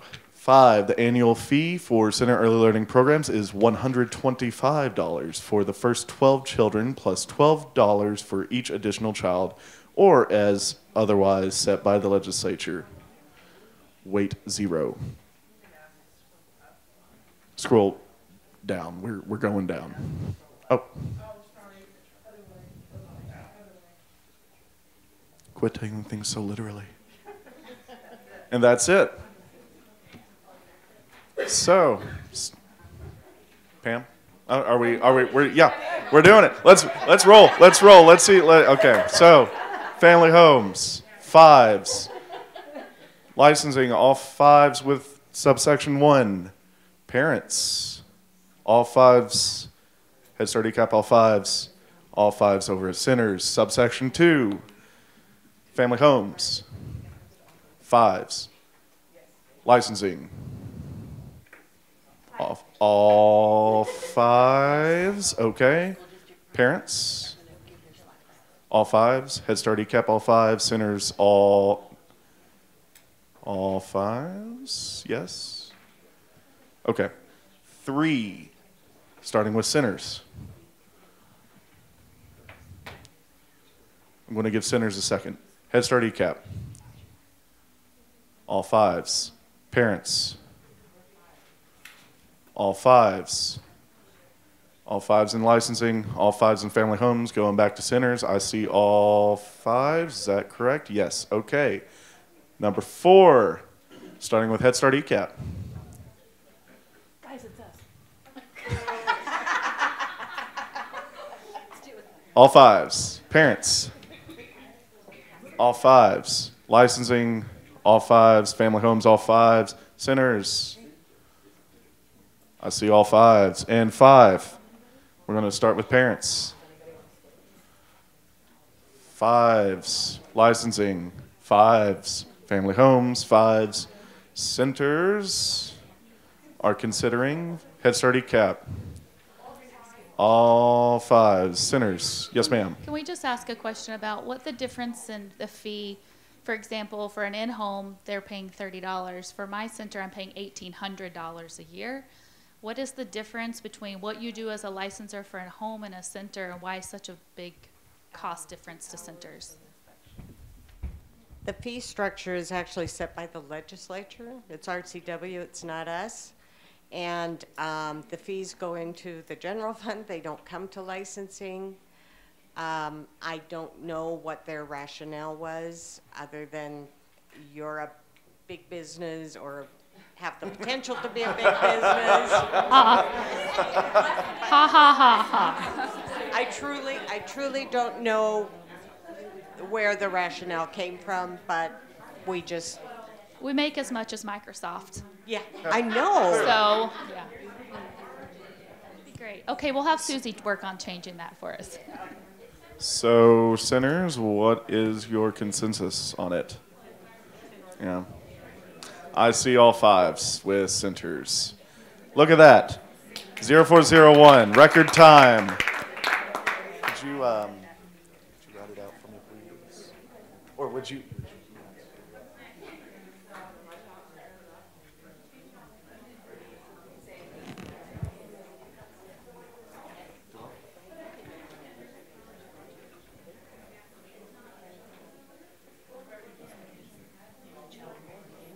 Okay, we're going to do another one with me, and then we're going to actually roll with Renee for 0403. So, with 0402, changing early learning program space or location. Starting with subsection 1 in the box. This is new language from DEL since it's in a box. 1, an early learning provider must notify the department prior to making a change to early learning program space that may impact the health, safety, and welfare of enrolled children. Such changes include, but are not limited to, A, moving child care or early learning programs to a different residence, building, or facility, even if it is located on the same premises. B, a center early learning program, altering planned use of space, including but not limited to those not previously approved by the state fire marshal or the department.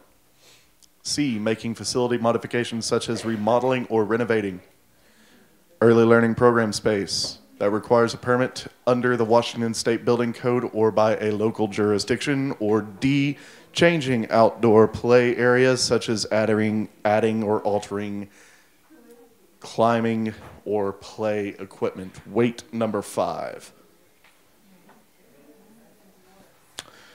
Subsection 2.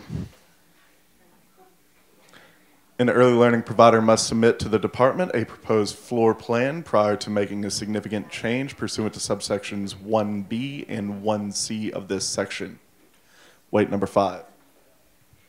3, an early learning provider planning a significant change under subsection 1A must A, submit a complete application pursuant to WAC 17300-0400 as soon as the provider plans to move and has identified address, but not more than 90 calendar days before removing.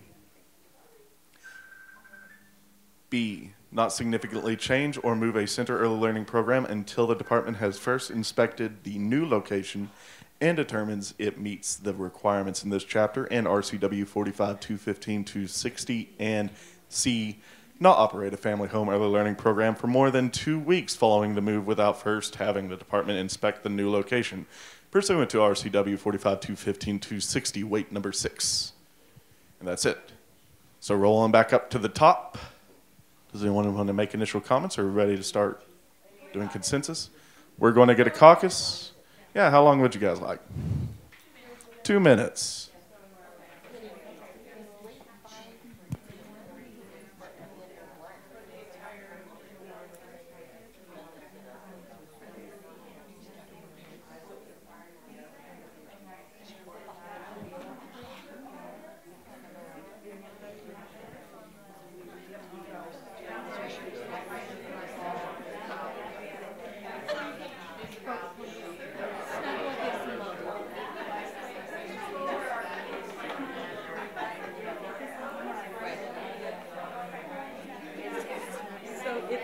submit plans, but it doesn't say get them approved or receive.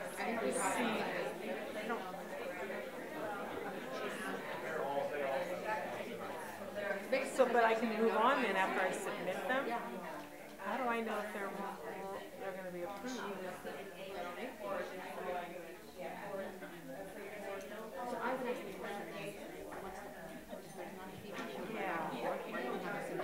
Can you tell me why I'm submitting plans if they're not going to be feedback? And then you walk in a year later and you tell me,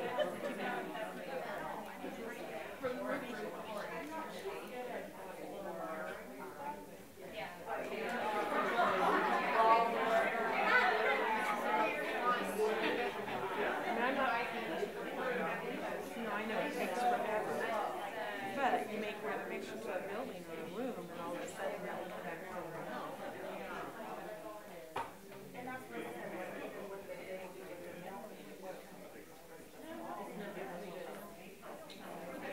Even if I get the permit from the building department, it doesn't.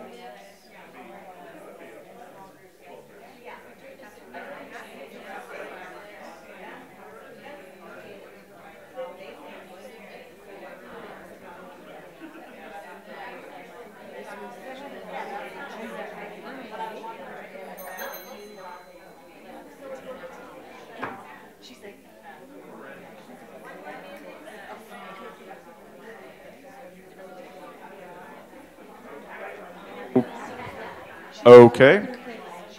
How are we doing, guys? Dell would like one more minute.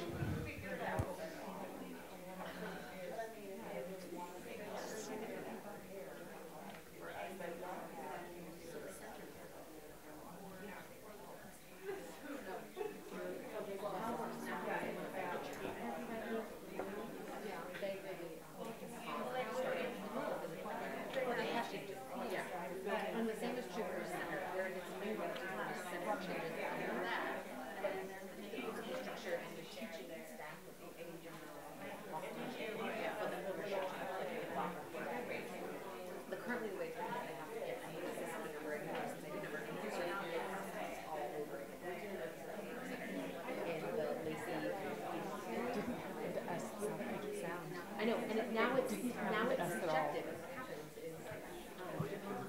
You might change the licensing from send an email to our coaches. 3 questions. And we sit with feedback, and then they make a decision. They keep their BA rating or start the BA process. And you know what I find really we took over Licensing. preschool age, and we were only rated initially a 4 in preschool. And they You get 50 seconds. I shouldn't be telling you that. I'm not going to open my mouth. It's crazy. It's huge. I mean, I wouldn't be opening my mouth. I won't say anything, but it doesn't say the system's wrong, because it weakens the whole system. Yeah. So when we took over South Puget Sound, we were rated R1 classroom. They gave us the rating.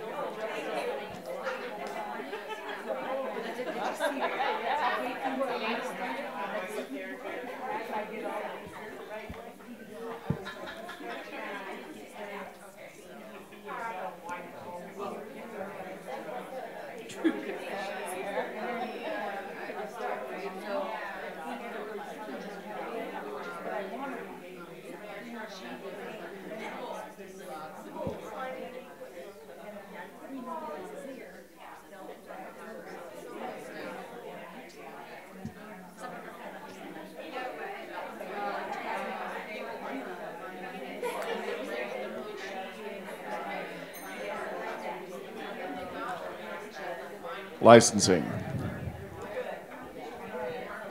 We're good. Ready to go? All right. Yes. Here we go. Okay. We do have a suggestion. In 1B, we would propose that it say a center early learning program altering planned use of space, including but not limited to the ages of children served in a room. and then under D, we would just have changing outdoor play areas, period.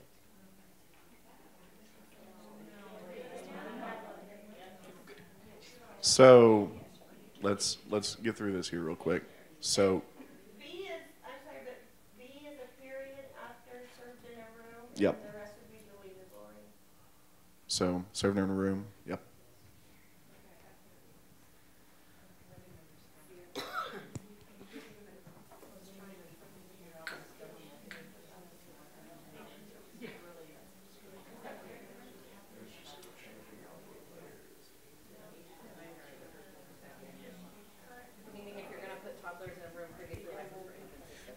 So I'm going to start out with, I hear mumbling about this, so can Dell please provide the rationale for these edits?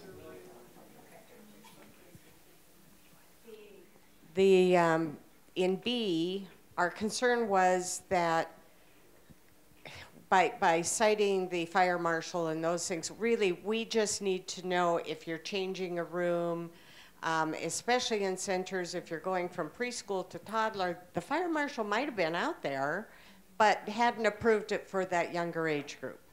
And so by notifying us of the ages of children, including other changes, but that being the one we focus on, then we would be able to respond with, oh, you're going to an infant room, we really need the fire marshal out there.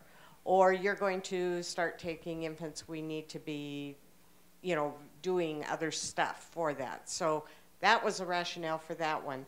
The other one is, excuse me, the difficulty with identifying climbing and or play structures is that then people think we mean that they got a dozen balls so they should let us know. Or, I mean, it's how do you pull that in?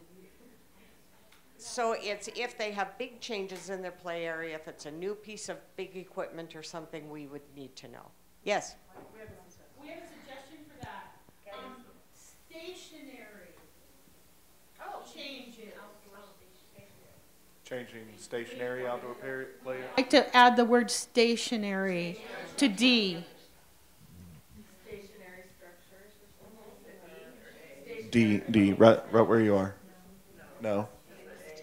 So, oh. So changing outdoor play areas such as stationary equipment.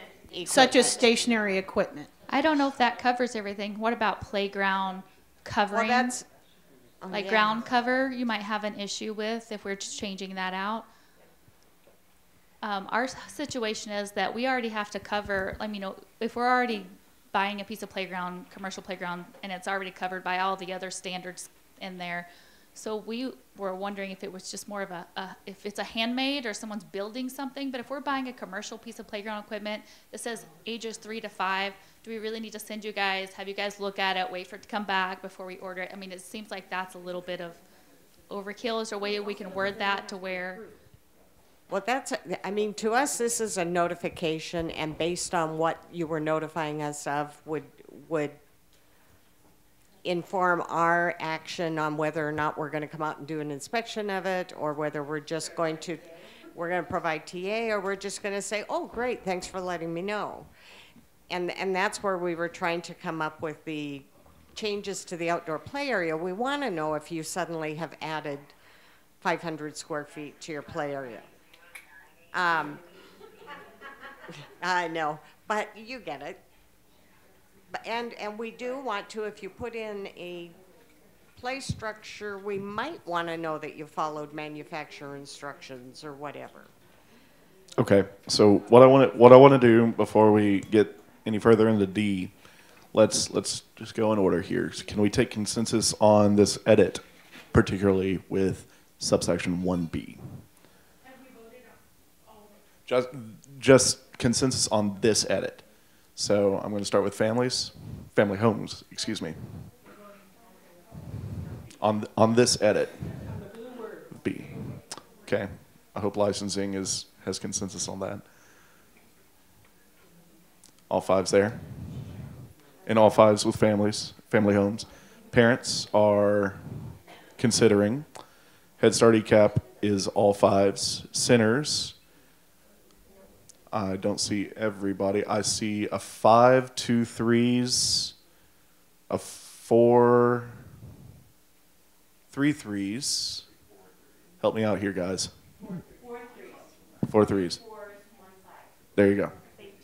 And the concern is only that someone in this room may not, this isn't real clear language from a center standpoint, so it needs to be wordsmithed a little bit so that people are understanding that it means when you're changing age groups for a space. So just the wording needs to be a little clearer. Okay. Parents, what's your, how do you say here? All fives with parents. So that edit has been accepted. Let's talk about D. And so Family Homes suggested changing the readout. There we go. Changing the readout to changing outdoor play areas such as adding or altering stationary climbing or play equipment.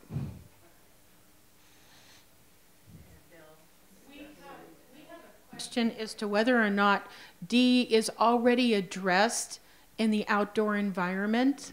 Is there anybody, technical person, Debbie, maybe? Hold, please. Thank you. Let's move on to subsection 2 while she's looking that up real quick. I'm going to start out. Anybody, any comments right offhand? Go through and read it one more time real quick.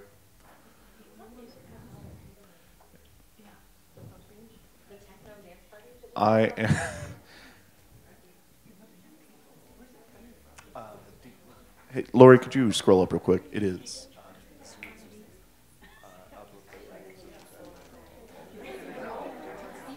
Okay, so I'm going to take consensus now on subsection 2, starting with family homes. Hold on, we have a question. Okay. How is 2 different than 1? We feel like it is exactly the same thing. We're already notifying them of changes the outdoor and the indoor. This is DEL would tell you that the difference is we're asking for a floor plan, but we don't know why that couldn't be combined with one. Right. Yes. Okay. Do we want to make that DI? BI, excuse me. Yeah. Or letter E. How about that?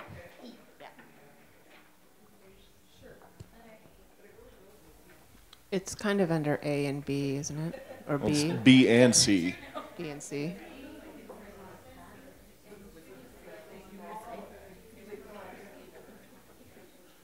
Oh, that's also a good point. Can you please say that as well?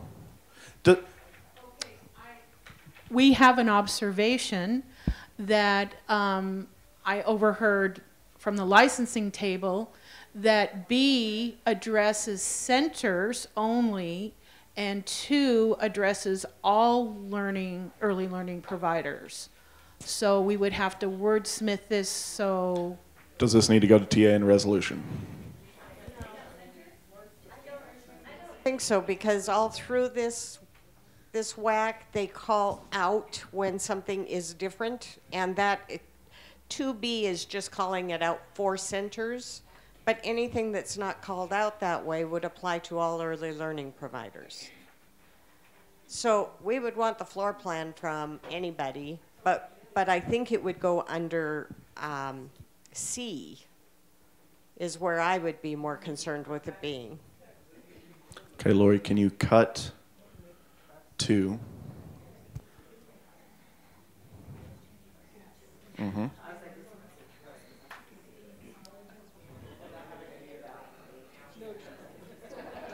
And place it under C. Whoa.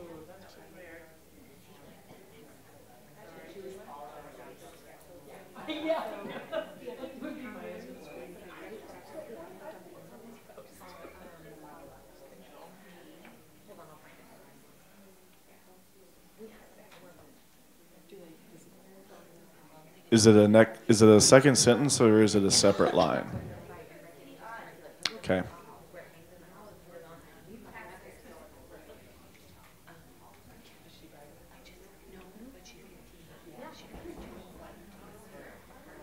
And it's little I.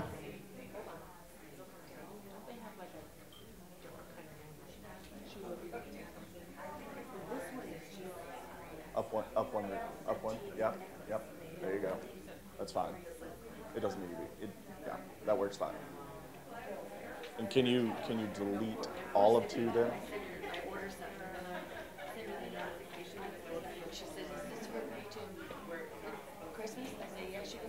And delete the weight as well.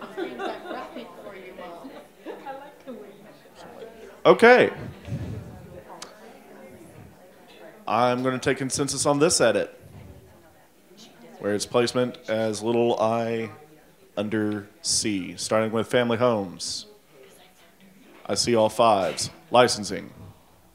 All 5s. Parents are considering Head Start ECAP. All 5s. Centers. I see all 5s. Parents.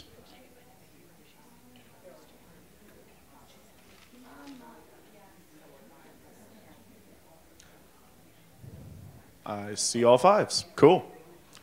Debbie, have you been able to? It is, okay. We're going back to D here.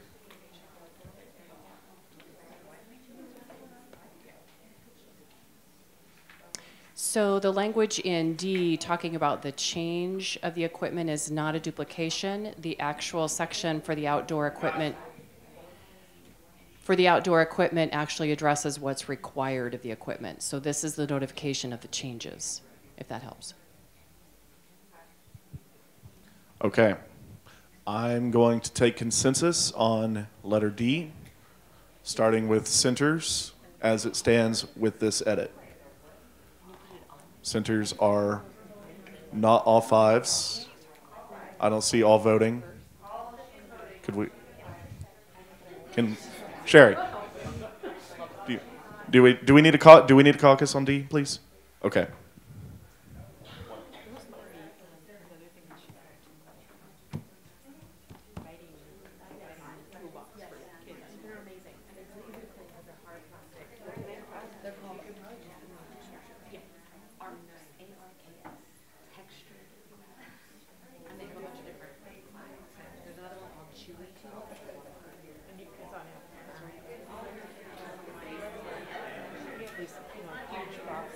Yeah, the edit.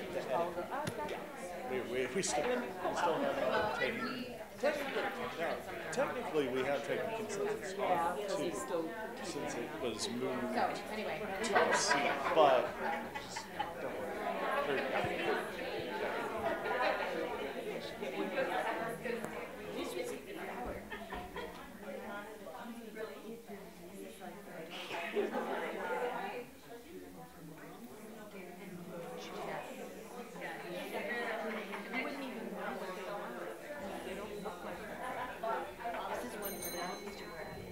Would centers like more time?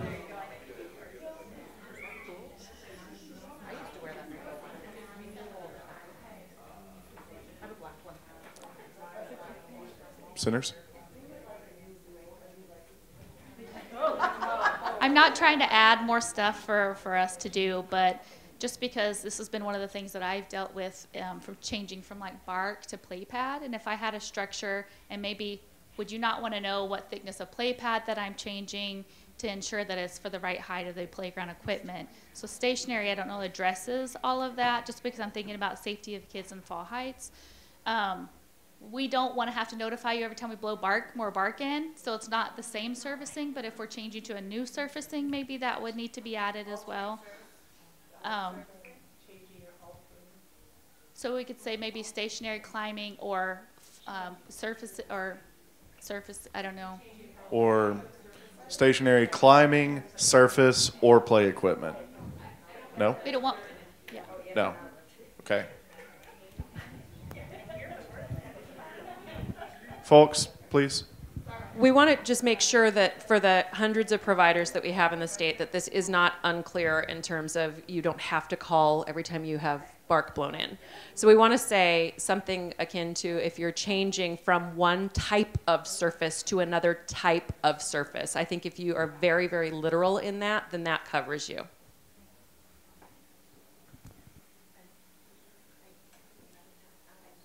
So altering the type of surface or stationary climbing or play equipment.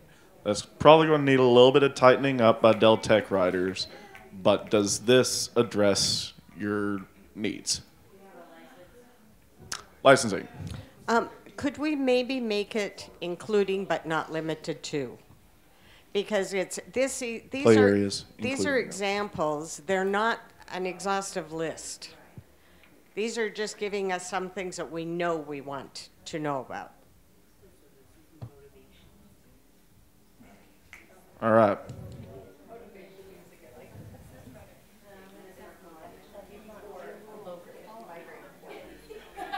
I turn back to centers to respond.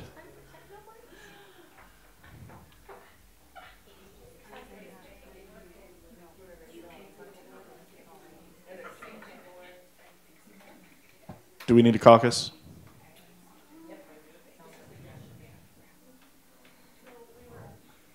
We were just saying that maybe we need to add significant changes. And I don't know if the word or needs to be in there. So altering stationary climbing play equipment, not or play equipment, but we would suggest that we would add significant.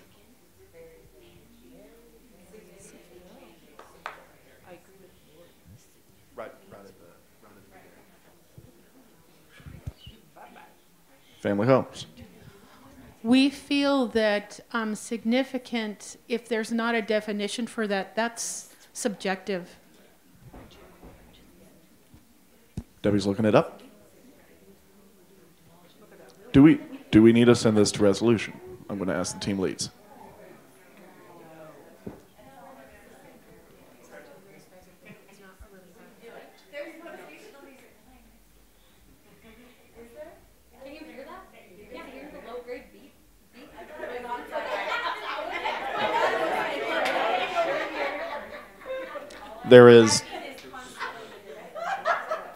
There is no definition for significant at this time.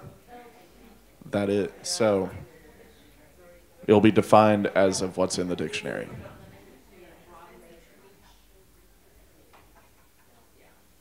You don't want us calling you when we have got certain things, and so as soon as you say including but not limited to, now we're calling you. Thanks for that. Yeah, it's not right.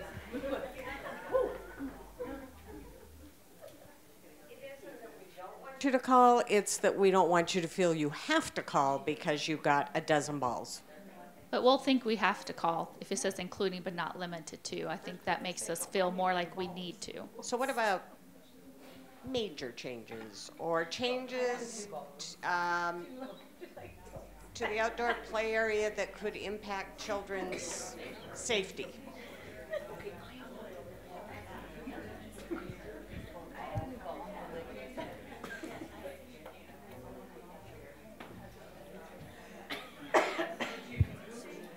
So my understanding, I keep hearing, is when there's not a definition, we go to Webster and we look what the dictionary would say as what significantly would mean.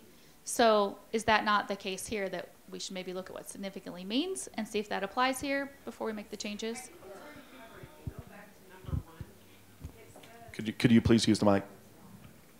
If we go back and read number 1, it's clear because it's already saying that A, B, C, and D are things that only impact health, safety, and welfare of children. So.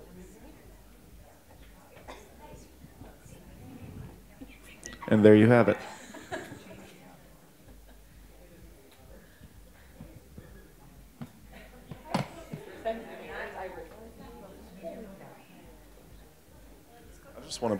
It's not even noon yet.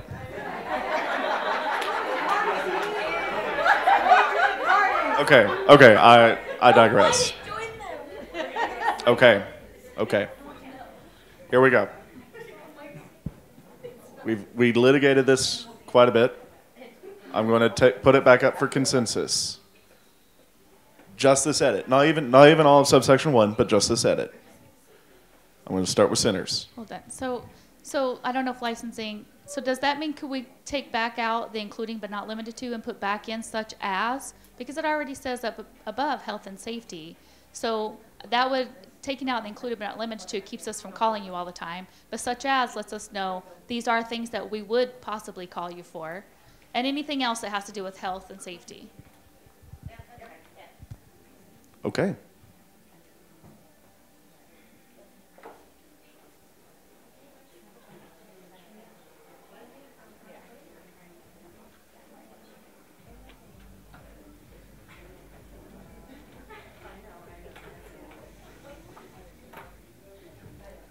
I'm a grumpy old man.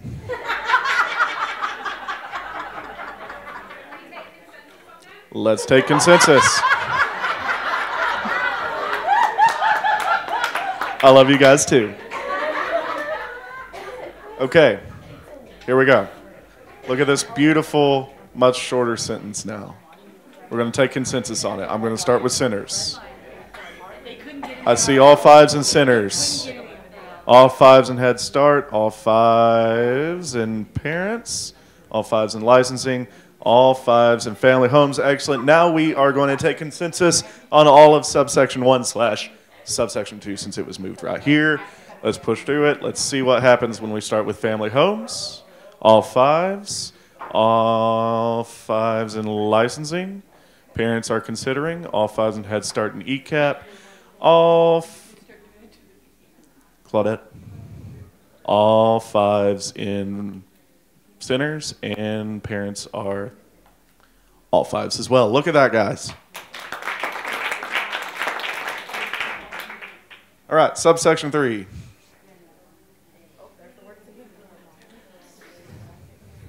Any comments before we take consensus? We are going to caucus for 2 minutes. 2-minute caucus.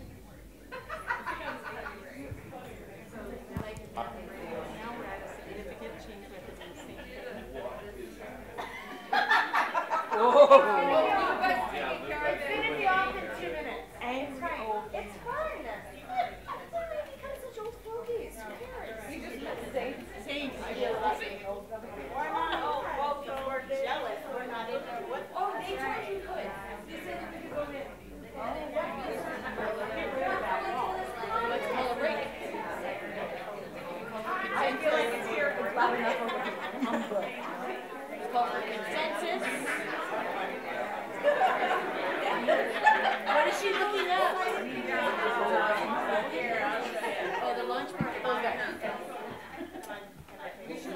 Oh. Remember?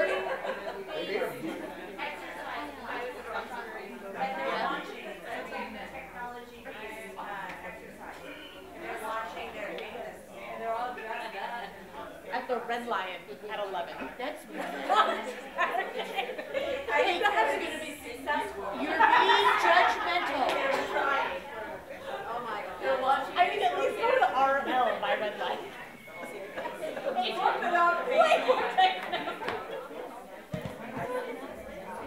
Oh my goodness. Earlier this morning, jogging by. There was no reason. So they're talking about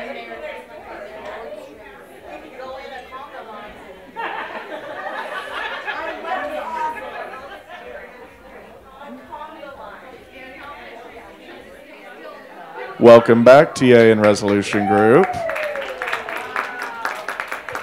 Join the party.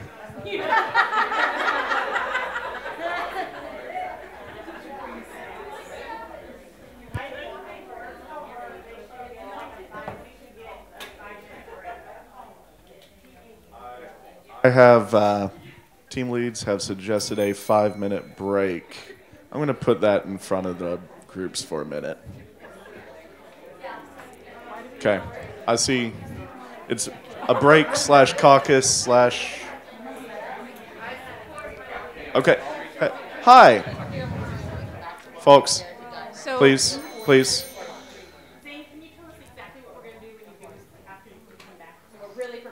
I'm sorry? We are going to come right back to new subsection 2. Okay, great. We're ready if you, I mean, yeah, let's just finish. Okay, let's finish this, take a 5-minute break, and come back and go back to what TA resolution was doing. We are going to see what DEL/licensing. Okay, so let's take consensus on 2. I'm going to start with family homes.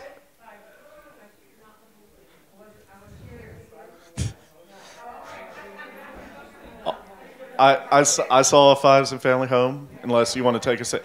Do we want to? Okay. Licensing is all 5s. Parents is all 5s. Head Start ECAP is all 5s. Centers are going to block, it looks like. Would you like to voice your concerns?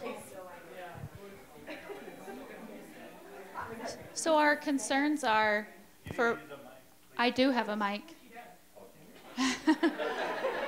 Our concerns are that for B, we're notifying licensing before we're able to make a change. C, family home providers have 2 weeks, which in that 2 weeks, there is a lot that could happen for the safety of kids before licensing were to get out to inspect the location. So first of all, there's a difference in home centers and centers that shouldn't be there. And second of all is that the safety of kids in C is a little concerning. The family home, it is in RCW that they can move and have a 2-week window, that we have to get out there within that 2-week window, but that is RCW. That isn't just a whack. That's why we put it back in here. Then why is it not the same for centers then? In the RCW for centers, it clearly calls out family home providers. And they have to apply before, but they can operate for a 2-week window, and that is in RCW. These are the things that don't make a lot of sense when we have to immediately move a kid from a car seat in like 30 seconds, and then we have 2 weeks of kids being in an environment that you guys have not approved. It's a lobby issue.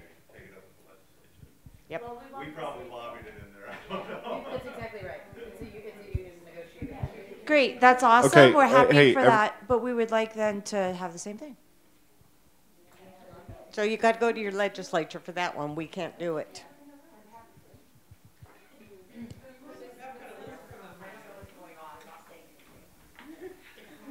Okay.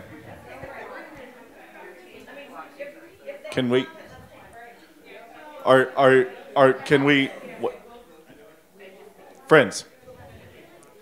Can we? Would centers like to go ahead and take a nice 10-minute break? Let's do that. 10-minute break. Come back at 11:20.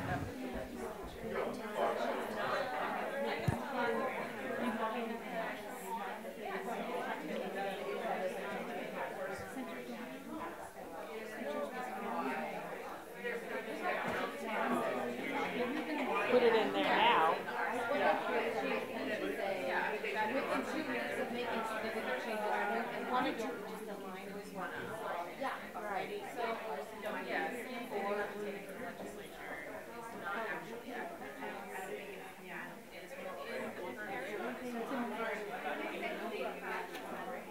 Sharon's a good idea, isn't it? She did? Yeah, well, yeah. Thank goodness.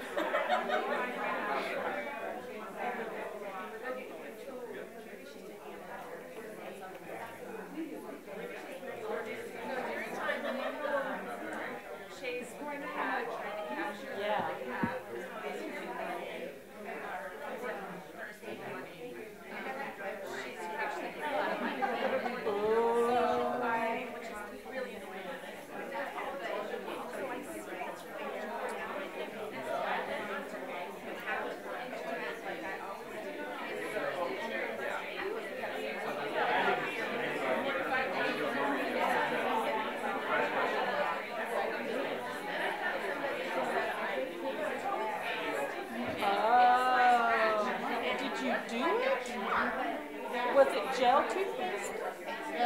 That is the white stuff.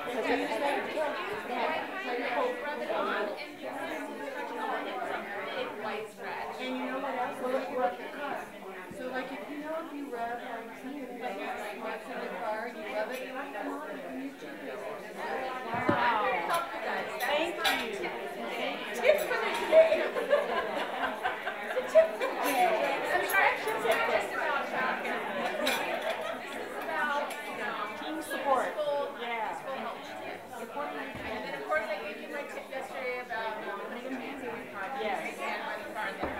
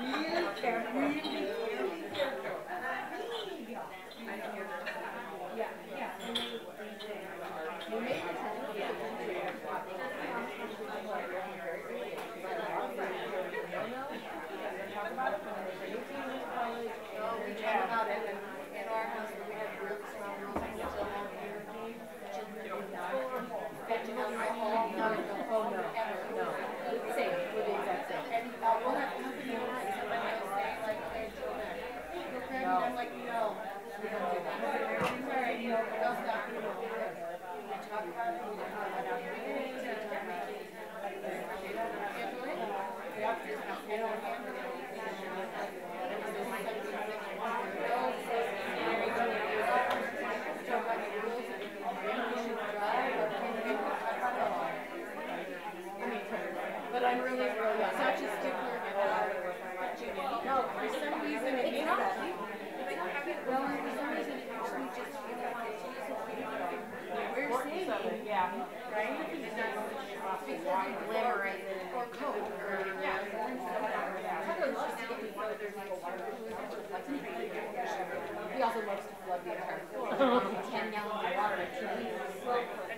Our dog takes ice as a treat. So every time you use the ice container, we have a toilet freezer on the anytime you open the freezer, from wherever she is, she comes outside in the corner of the yard. So they'll go up and push it and make that ice. Pull it down. And I don't ever say anything on camera. One of the kids say that. No. Does it make it floor? No, because the dog just eats sheets fast. And then they'll put dog with it. Well, we spent 10 minutes with her to try to get her. But she's really smart. She's like super smart. Although I will tell you, you have to make dog door. I totally like that. What was different? Well, you know how they have a lid on the bottom? But we didn't remove the lid. It is hot. So now you have to make the door longer. Because our Rottweiler could not get it out of the door. She used that to get it out. So we made it so she didn't have to live that way. So we tried hard. That was everything we had. So when we walked in the door, the lid Carter was like, you should. She was like, I don't understand. Like, you could just tell. Where do you salami? Would you like go back and forth? And then she would still go to him and go, here, go for it.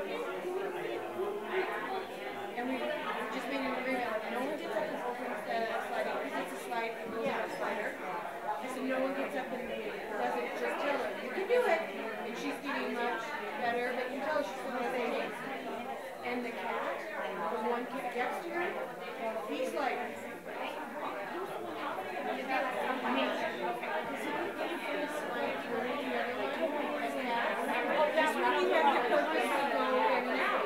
so he's like, so I don't know if he's actually, I haven't seen him actually go in and out. So, yeah, but it was hilarious.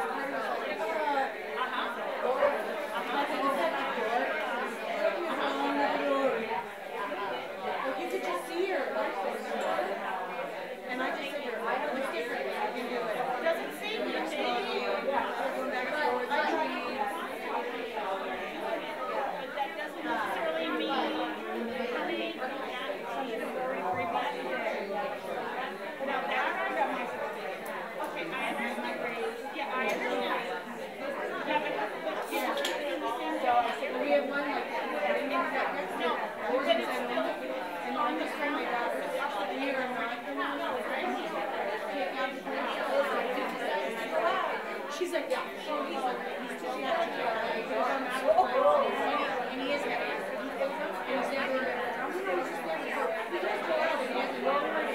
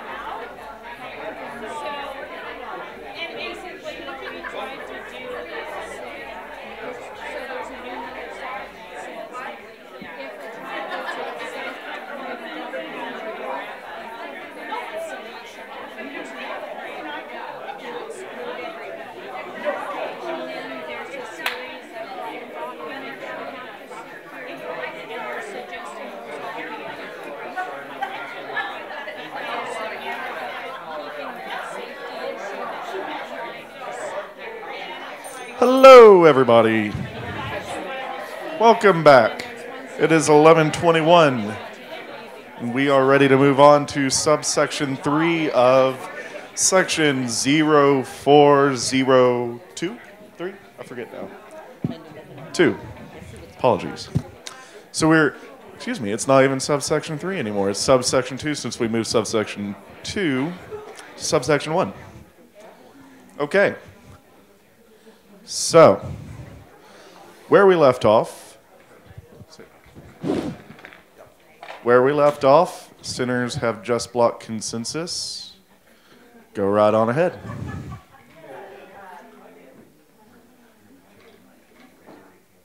A great explanation of why this is in place, and feel that there's a differential in the need for family homes than there is for centers, and therefore we're fine with the language as is. Okay. And everybody else had 5, so let's take consensus with centers. I see 5s at centers, 5s at Head Start ECAP, parents, all 5s. Licensing is all 5s, and family homes are all 5s except for 1 4. As my assistant scout, or as my scoutmaster used to say, hot doggy. So that takes care of 04, 05, and I'm going to hand the mic back over. I can't do numbers today, words. All right.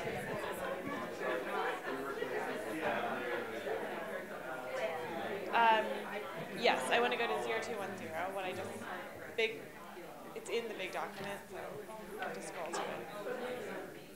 I want to go to the one I sent you. Isn't that 0210? It's within the bid document. The one I just sent you about 5 minutes ago? Oh. Yes, but it's within the big document. Okay, so at this point, we can send another TA resolution group out. What's on queue is 0340 expulsion. 0340 expulsion, and it's subsection 1 and 2. 0340. 0340 expulsion. This is not 0340. 0340. That's 430. 0340. You have 0430. I feel like I'm playing bingo. 0340. Expulsion. Subsections 1 and 2 are up for TA resolution. Yeah, it was the revised language from the prep teams. The first concern, please clarify what assessment means and who is paying, is one of the questions. But there are, you can see the blue bar here is what the November teams proposed. And then number 2, if we go down, that's still number 1. Oh, and when you guys get here, Zane and group, whenever you get there, it has some of the comments say boardroom. That's Issaquah. So this blue bar means that November had these changes. And then this language here again is the Issaquah changes. So 1 and 2. All right, so Zane will wait for everyone to send out 2 to 3 people per group.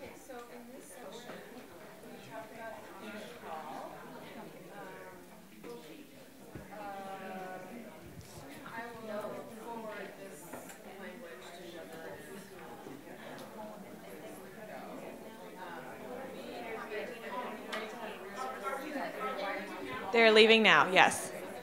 Everyone needs to send 2 to 3 people out right now for expulsions. Okay, that works too.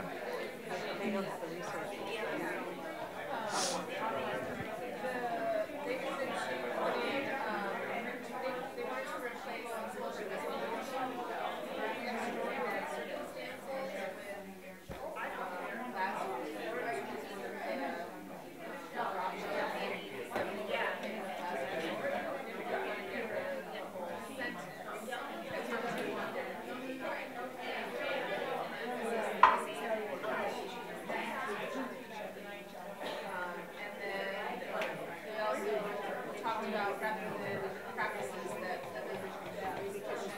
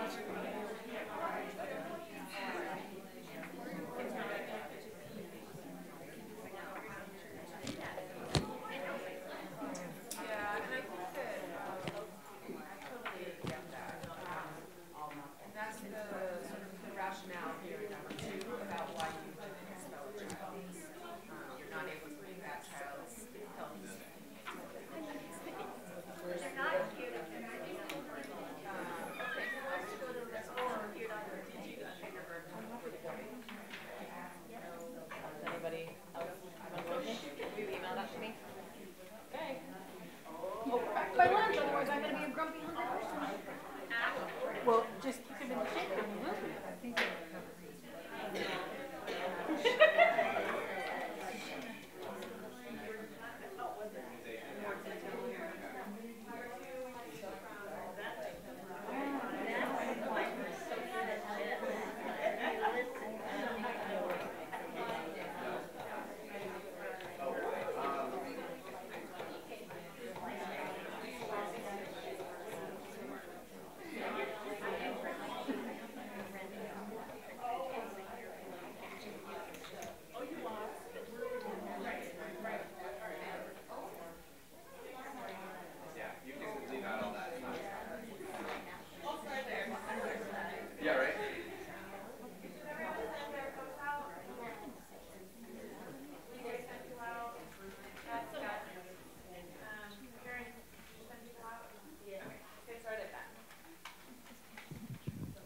All right, so this is 0210. We just came back from small group. This is about immunizations.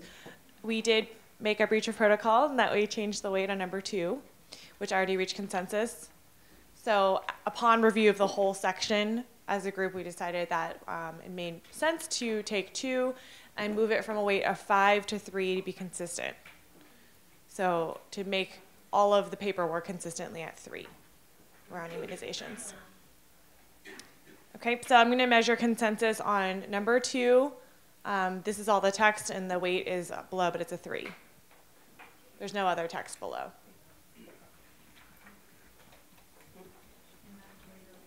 It's a weight of 3 now. Yes, I'm going to measure consensus now.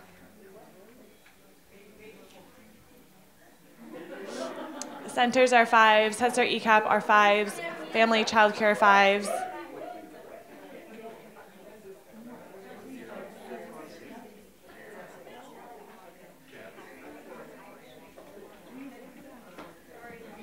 Licensing is blocking.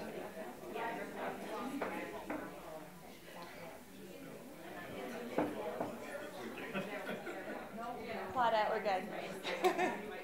She was holding in a bowl. All right, we'll hear from licensing and why you're blocking. Yeah, we're sorry for the confusion. We just had a little bit of more time to think about this. The reason we're blocking the weight of the 3 is because there has to be something there to keep you guys working with the families in order to get that paperwork in. And if it's just a 3 for TA, we can't find anything, there won't be anything to kind of make sure that that happens. And I know your table's going to say, well, we keep working with families until it happens. But we're thinking about all of the child cares in the state. So this is an extremely important piece of paperwork that has to be filed for children because we have to know their immunization status. All right, so we'll hear from centers. Yeah, and we're only talking 4. Okay, so licensing, you're proposing a 4 instead of a 3. Do you need a team caucus to discuss the 4? So I guess what we talked about in the room is that the thing that's keeping kids safe isn't the paperwork, it's the action of us excluding them if we don't know their status. So this is the paperwork, and in centers, I know that it's not the same for family providers, but centers, we also have the Department of Health compliance that we have to report every November. So there is other mechanisms that are keeping us compliant with this. And even, you know, you would have technical assistance at a 3, and I think that if there was a provider out there that was just blatantly disregarding trying to get this paperwork, they're probably having other issues, and that this isn't the, you know, but this would affect all centers whether or not they were trying to actively do this or not. So it just doesn't feel like, if other paperwork can be a 3, we don't understand just for consistency, and it just bugs my brain why some pieces of paperwork, it bugs my brain. And that in and of itself should be the reason. Do we need a team caucus to discuss the 4? Yeah. All right, how about a 2-minute team caucus?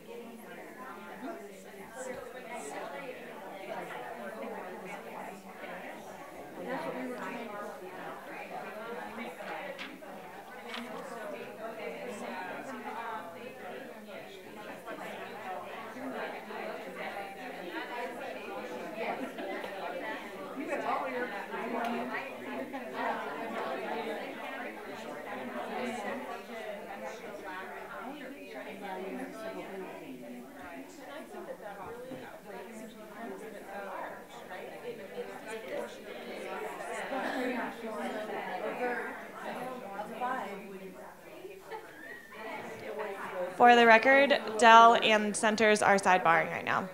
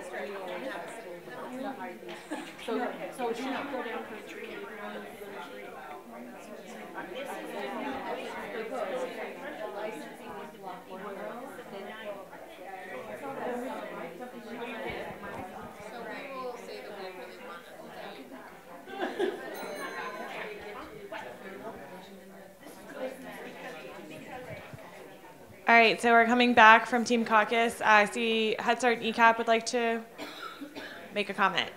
Yeah, so we really believe that this should be a 3. First of all, I think that in that room, they really acknowledged how almost impossible it is, especially if you're not just dealing with 5 kids, but you're dealing with 500 kids, to be in compliance with this. So it's really setting us up to fail. We're definitely not going to be able to have every single child, no matter how much we try, and you know how much follow-up we do as Head Start and ECAP with health. I mean, we have actual people on staff who are health specialists. So I really feel like this is setting us up to fail for something that we all really try to do, and we all try to protect the children, and the other pieces of this really do. And I also think it greatly hurts larger programs versus smaller programs, and I think that that's really inequitable. Licensing? After our sidebar with centers, we are okay with leaving it a 3.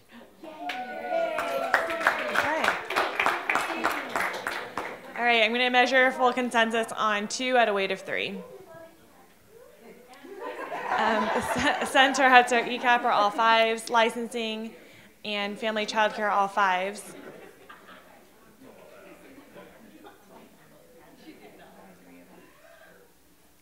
for parents? Okay. And parents are all 5s. Great. I'll change that back to a 3. So that brings us to number 3.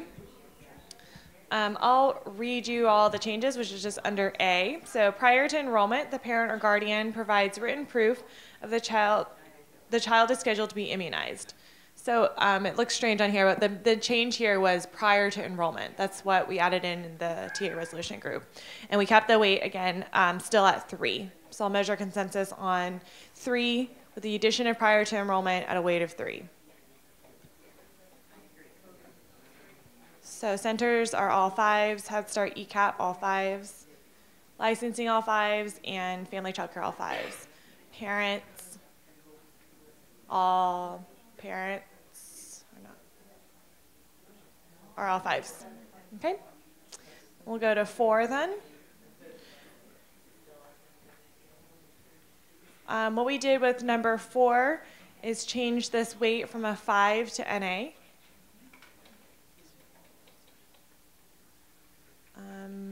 We also added easily accessible. The records must be available, licensed space, or easily accessible. We made this in NA because in the record section, there's the exact same language and it's already weighted. Okay? So I'll measure consensus on number 4. Centers, all 5s, Head Start ECAP, all 5s, parents, all 5s, licensing, all 5s, and family child care, all 5s. All right, so now we're on number 5. And this was, what the major change was moving it from a weight of 5 to 3, again, to make it consistent with all other records within this section. So I'll measure consensus on 5. Family child care 5s, licensing 5s, parents 5s, Head Start ECAP 5s, and centers 5s. All right, that brings us to number 6 within the box. And this one was changed from a weight of 5 to NA. The major reason here is because it says you may exclude. So it didn't make logical sense to weight something that was an option for providers. So I'll measure a consensus on 6 at a weight of NA. Family child care 5s, licensing all 5s, parents all 5s, Head Start ECAP all 5s, and centers all 5s. All right, speeding right through this. Number 7, we didn't make any changes. This is about excluding. I take that back. We did make changes. Originally, it said must notify parents or guardians of vaccine. Must notify the parents or guardians of vaccine. Okay, this is if you have an outbreak. You must have exempt children, and what we added is or children without vaccination documentation. So you know who doesn't have the documentation, and then we kept it at a weight of 7. So measure consensus on 7. Centers, all 5s, Head Start ECAP, all 5s, parents, all 5s, licensing all 5s, and family child care all 5s. All right, and number 8, the only change we made here is that there was a weird typo. It said WSDA, which is the Department of Agriculture. So we made that the correct acronym here. The Washington Law Against Discrimination is WLAD. And the weight is still on NA. So I'll measure consensus on 8.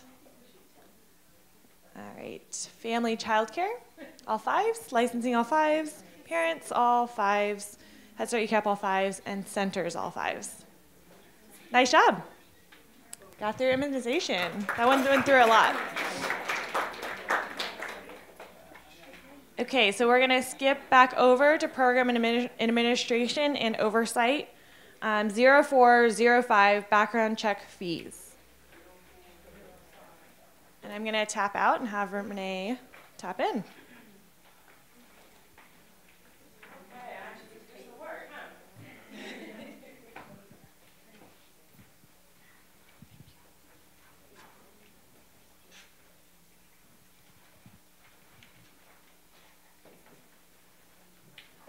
Okay, I'm going to go ahead and read this. 0405, number 1, each early learning provider required to obtain a department background check must pay the fee established under Chapter 170-06 WAC. If an early learning provider becomes aware of an archived background, they must contact the department to create a plan, the weight of 6.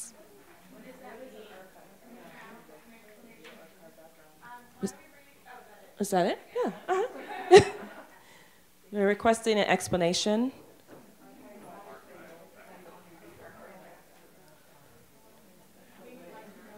Archive background check is. Someone want to address that?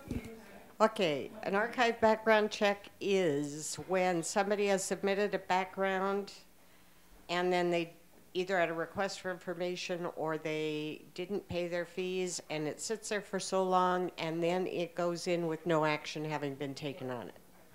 Most commonly it's because fees weren't paid. And so while it may have been submitted, it wasn't processed.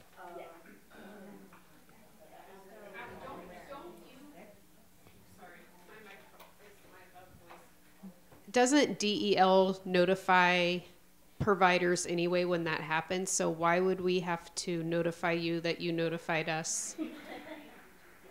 The backgrounds are done through a different unit, and so we may not know that you've had this new staff added on yet. You may not have, and so you've done this, and you become aware you never got the cleared background and you figure out that they never paid or whatever. And so you figure out it's archived, and at that point you would just let us know that, hey, we got it, we're resubmitting, she's getting it paid for, the check's in the mail, whatever.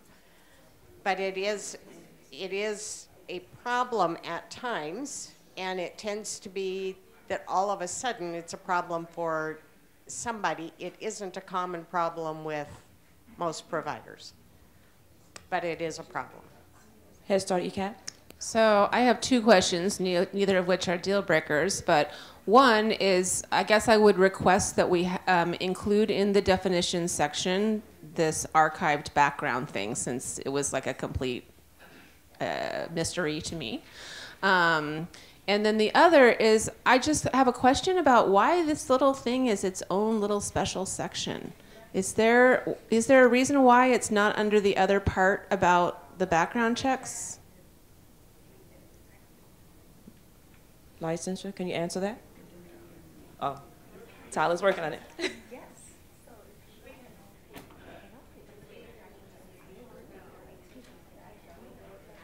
We think that we need to, we can't have this there. We can't hear you. Hang on a minute, please. We need to take that last sentence off of there. If an early learning provider, Yep. that's okay. Yep.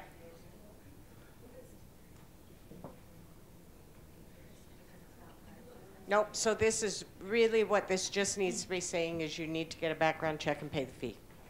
So why isn't it part of the other background check stuff?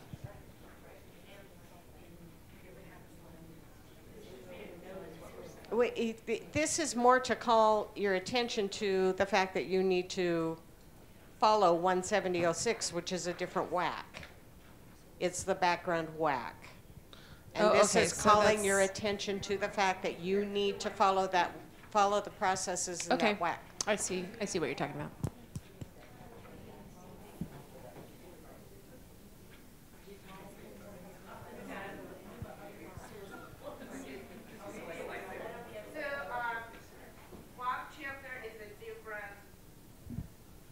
Portable background chapter is a different WAC chapter.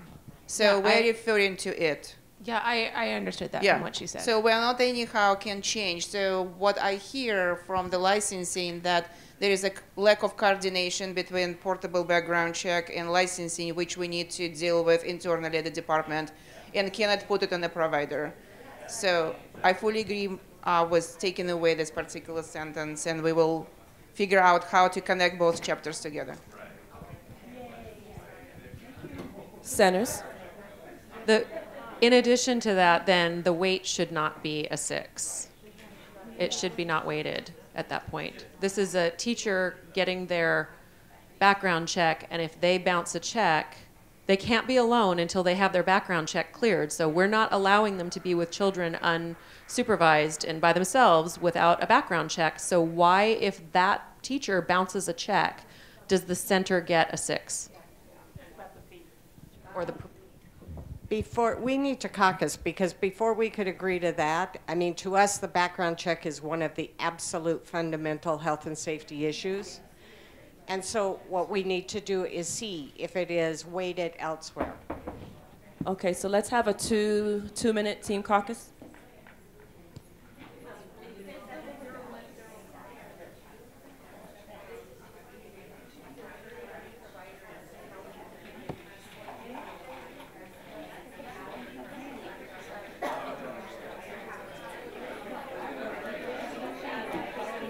Because you can't give a background check if you don't pay the fee.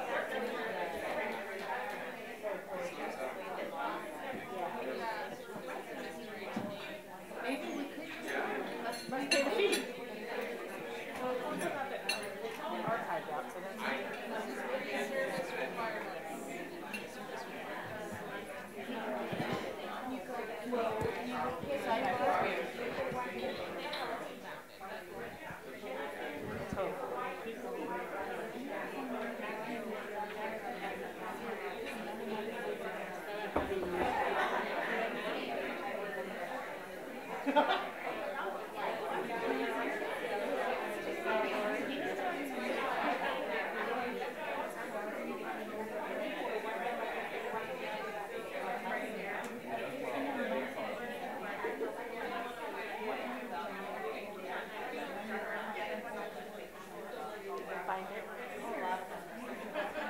Oh, so we go.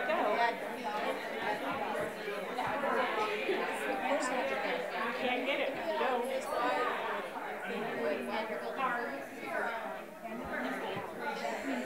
You must first you must pay the fee. It's like those, it's like, it's like saying, Yeah, or yeah. your driver's license. You must have a driver's license to drive, and you must pay the fee on that license. We're going to give you 7 points on the driver's license and 6 points for not paying.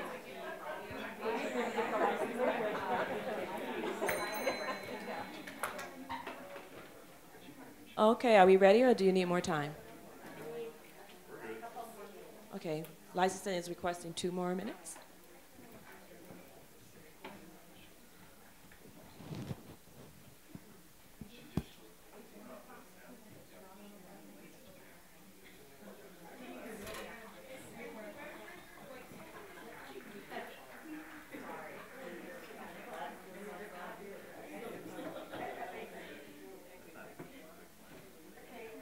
Bell's ready.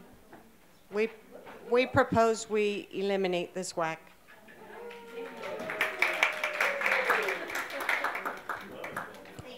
Okay. Can we take consensus on this? All right. Okay. Family centers, 5s, all 5s. I'm sorry. That's right. I was told to do that. My mistake. Family homes. Let me try that again. Family homes, all 5s. Licensing, all 5s. Parents. Parents, all 5s. Head Start, ECAP, all 5s. Centers, all 5s. All right. Thank you.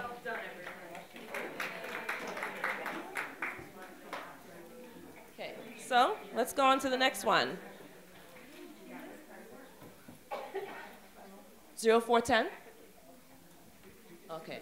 Subgroup license and program location.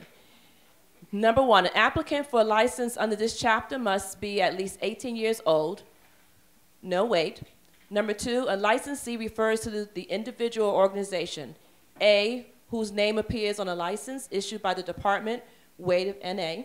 B, responsible for complying with standards in this chapter, Chapter 43.215 RCW, including but not limited to liability insurance requirements, pursuant to 43.215.535. Chapter 170-06 of the WAC, Dell background check rules, and other applicable laws or rules, and it has a weight of 4, and responsible, and C, responsible for training early learning program staff on the foundational quality standards in this chapter, and that has no weight. Number 4, early learning program space must be located A, on a site free from environmental hazards, B, in an area where non-emergency services and utilities can serve the early learning program space, and C, in an area served by emergency fire, medical, and police during the hours the early learning provider provides care to children. A weight of NA, no weight. Number 5, an early learning provider must prevent child exposure to the following within and around the licensed premises. A, lead-based paint. B, plumbing and fixtures containing lead or lead solders. C, asbestos. D, arsenic, lead, or copper in the soil or drinking water. E, toxic molds. And F, other identified toxins or hazards. That has a weight of 8.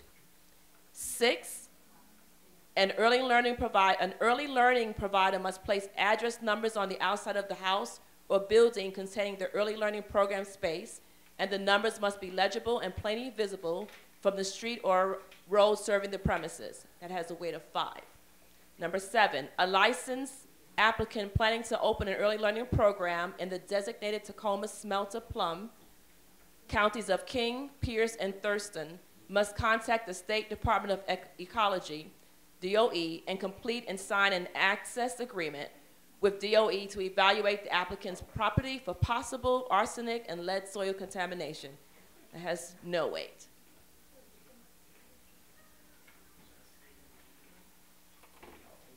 Okay. So let's go ahead and take a consensus on, consensus on number 1. Family homes, 3 5s and a 4. Licensing, all 5s. Parents, all 5s. Head Start, ECAP, all 5s. Centers, all 5s. Okay, number 2. Let's get consensus on number 2. Do you need a caucus? Okay. Centers are asking for a 1-minute caucus.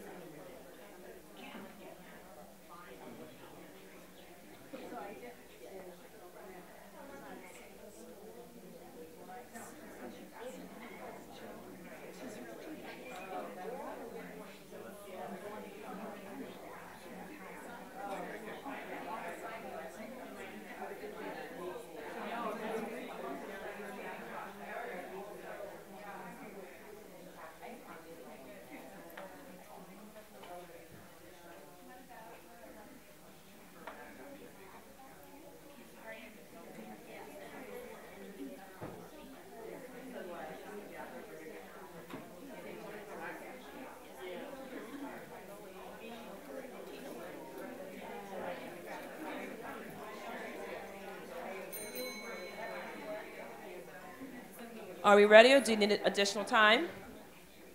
Centers? So we're just looking for clarification. This is saying you need to follow the rules that are listed all throughout this and the RCWs that are listed. Why is it weighted? Because, I mean, that's just, you're already going to get, you have to follow them, and they'll be weighted elsewhere. Yeah, it's just kind of random, sitting there. License? This one tends to be used when we have more of an overarching issue of management. And it's when we have somebody that is consistently saying, well, I told my staff and they just didn't do it. Well, I did this and they just didn't do it. And so it is trying to clarify that this person is responsible for all of this. It's seldom cited, but it can be.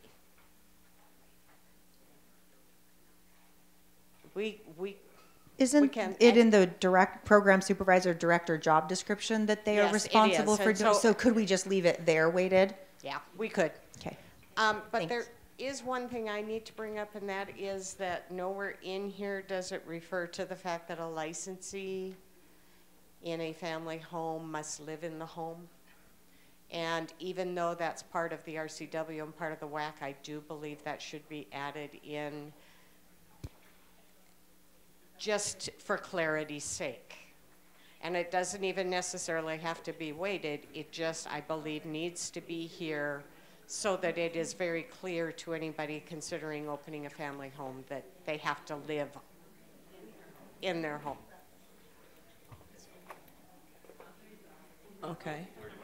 I think I would probably put it under number 2. As a subsection of number 2? Yep, and just that, and we can reference back to the RCW when we kind of tweak it, but I do believe that's important to have in there. Okay.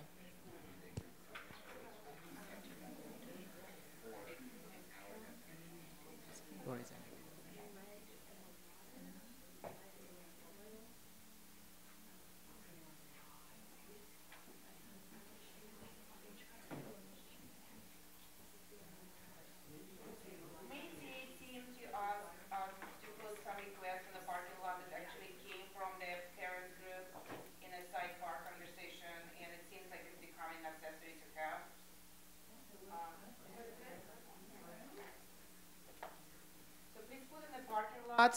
That we will add to the weights matrix that we're developing, the NA, because we are kind of making now assumptions saying that we already weighted it in one part of the rules and we are eliminating the weights and putting NA, so that when we will be analyzing the weights, we'll also review NAs and make sure to reference to what particular NA is linked to particular rule that actually is weighted, because we don't want confused providers. That's how parents explain it to us. We don't want confused providers thinking that it will not be weighted. In reality, it will be, just in a different place. Okay. Thank you, parent Family group. homes? Appreciate it. Lori, I'm asking, are we going to change? Thank you. Never mind. That weight is NA, correct? On number 2B? Thank you. Yes. About the NA, some things are weighted NA because they're just good things to have, but there are our own individual policies and procedures that aren't necessarily weighted elsewhere. So there are some things that are weighted NA that are not weighted elsewhere. So there'll be a review of all the NAs to make sure if there's any connection, that they will be connected. There'll be a reference to where they're connected. That they're connected, but I just wanted to have it noted. It does not necessarily mean there is any weight anywhere else regarding that NA. Sometimes. Okay. We ready for consensus? We could do a 0 or an NA.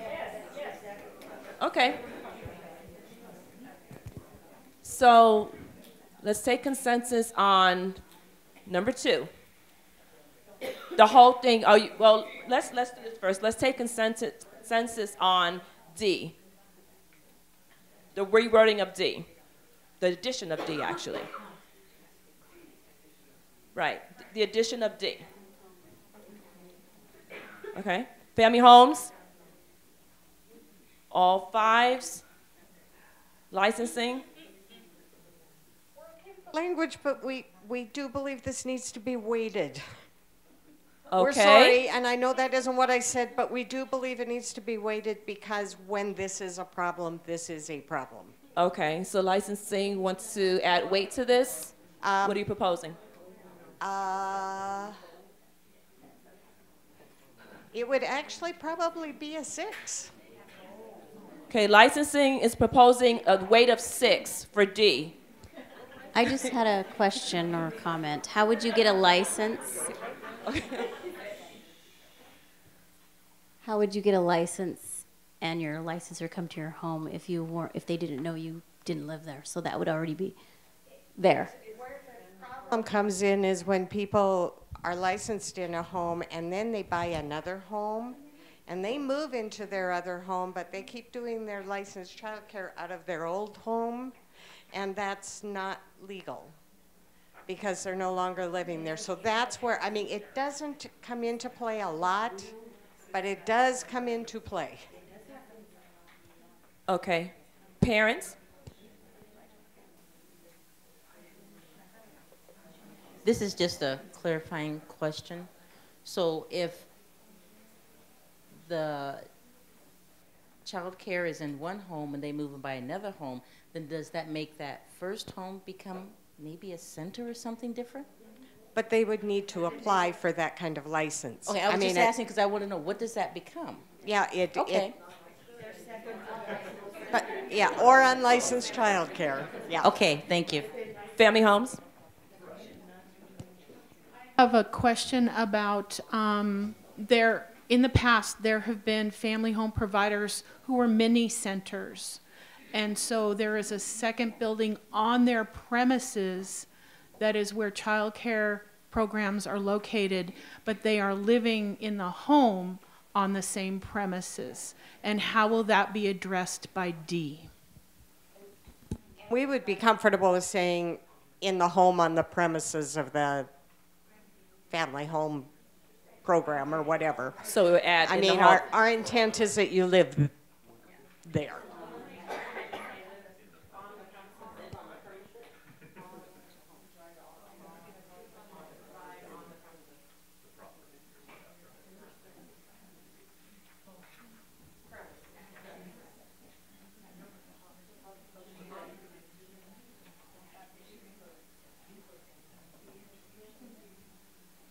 Okay.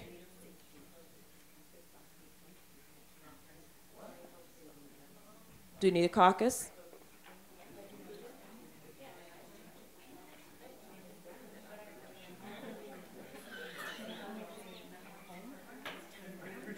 Family homes? Do you need a minute? You're good? Okay. So let's go ahead and make sure we have consensus on D. All right? So I'll start with licensing. All fives, parents, all fives, Head Start ECAP, all fives, centers, all fives, family homes, all fives. All right. So that we just took consensus on D. Now let's look at the whole number 2. Is that okay? Right? All right, for the whole number 2. Let's see. Centers, all fives. Head Start ECAP, all fives. Parents, all fives. Licensing, all fives. Family homes, all fives. Okay. Yeah, so we're gonna go ahead and break for lunch. Get some new energy. It is 12:06. Hour for lunch. Enjoy.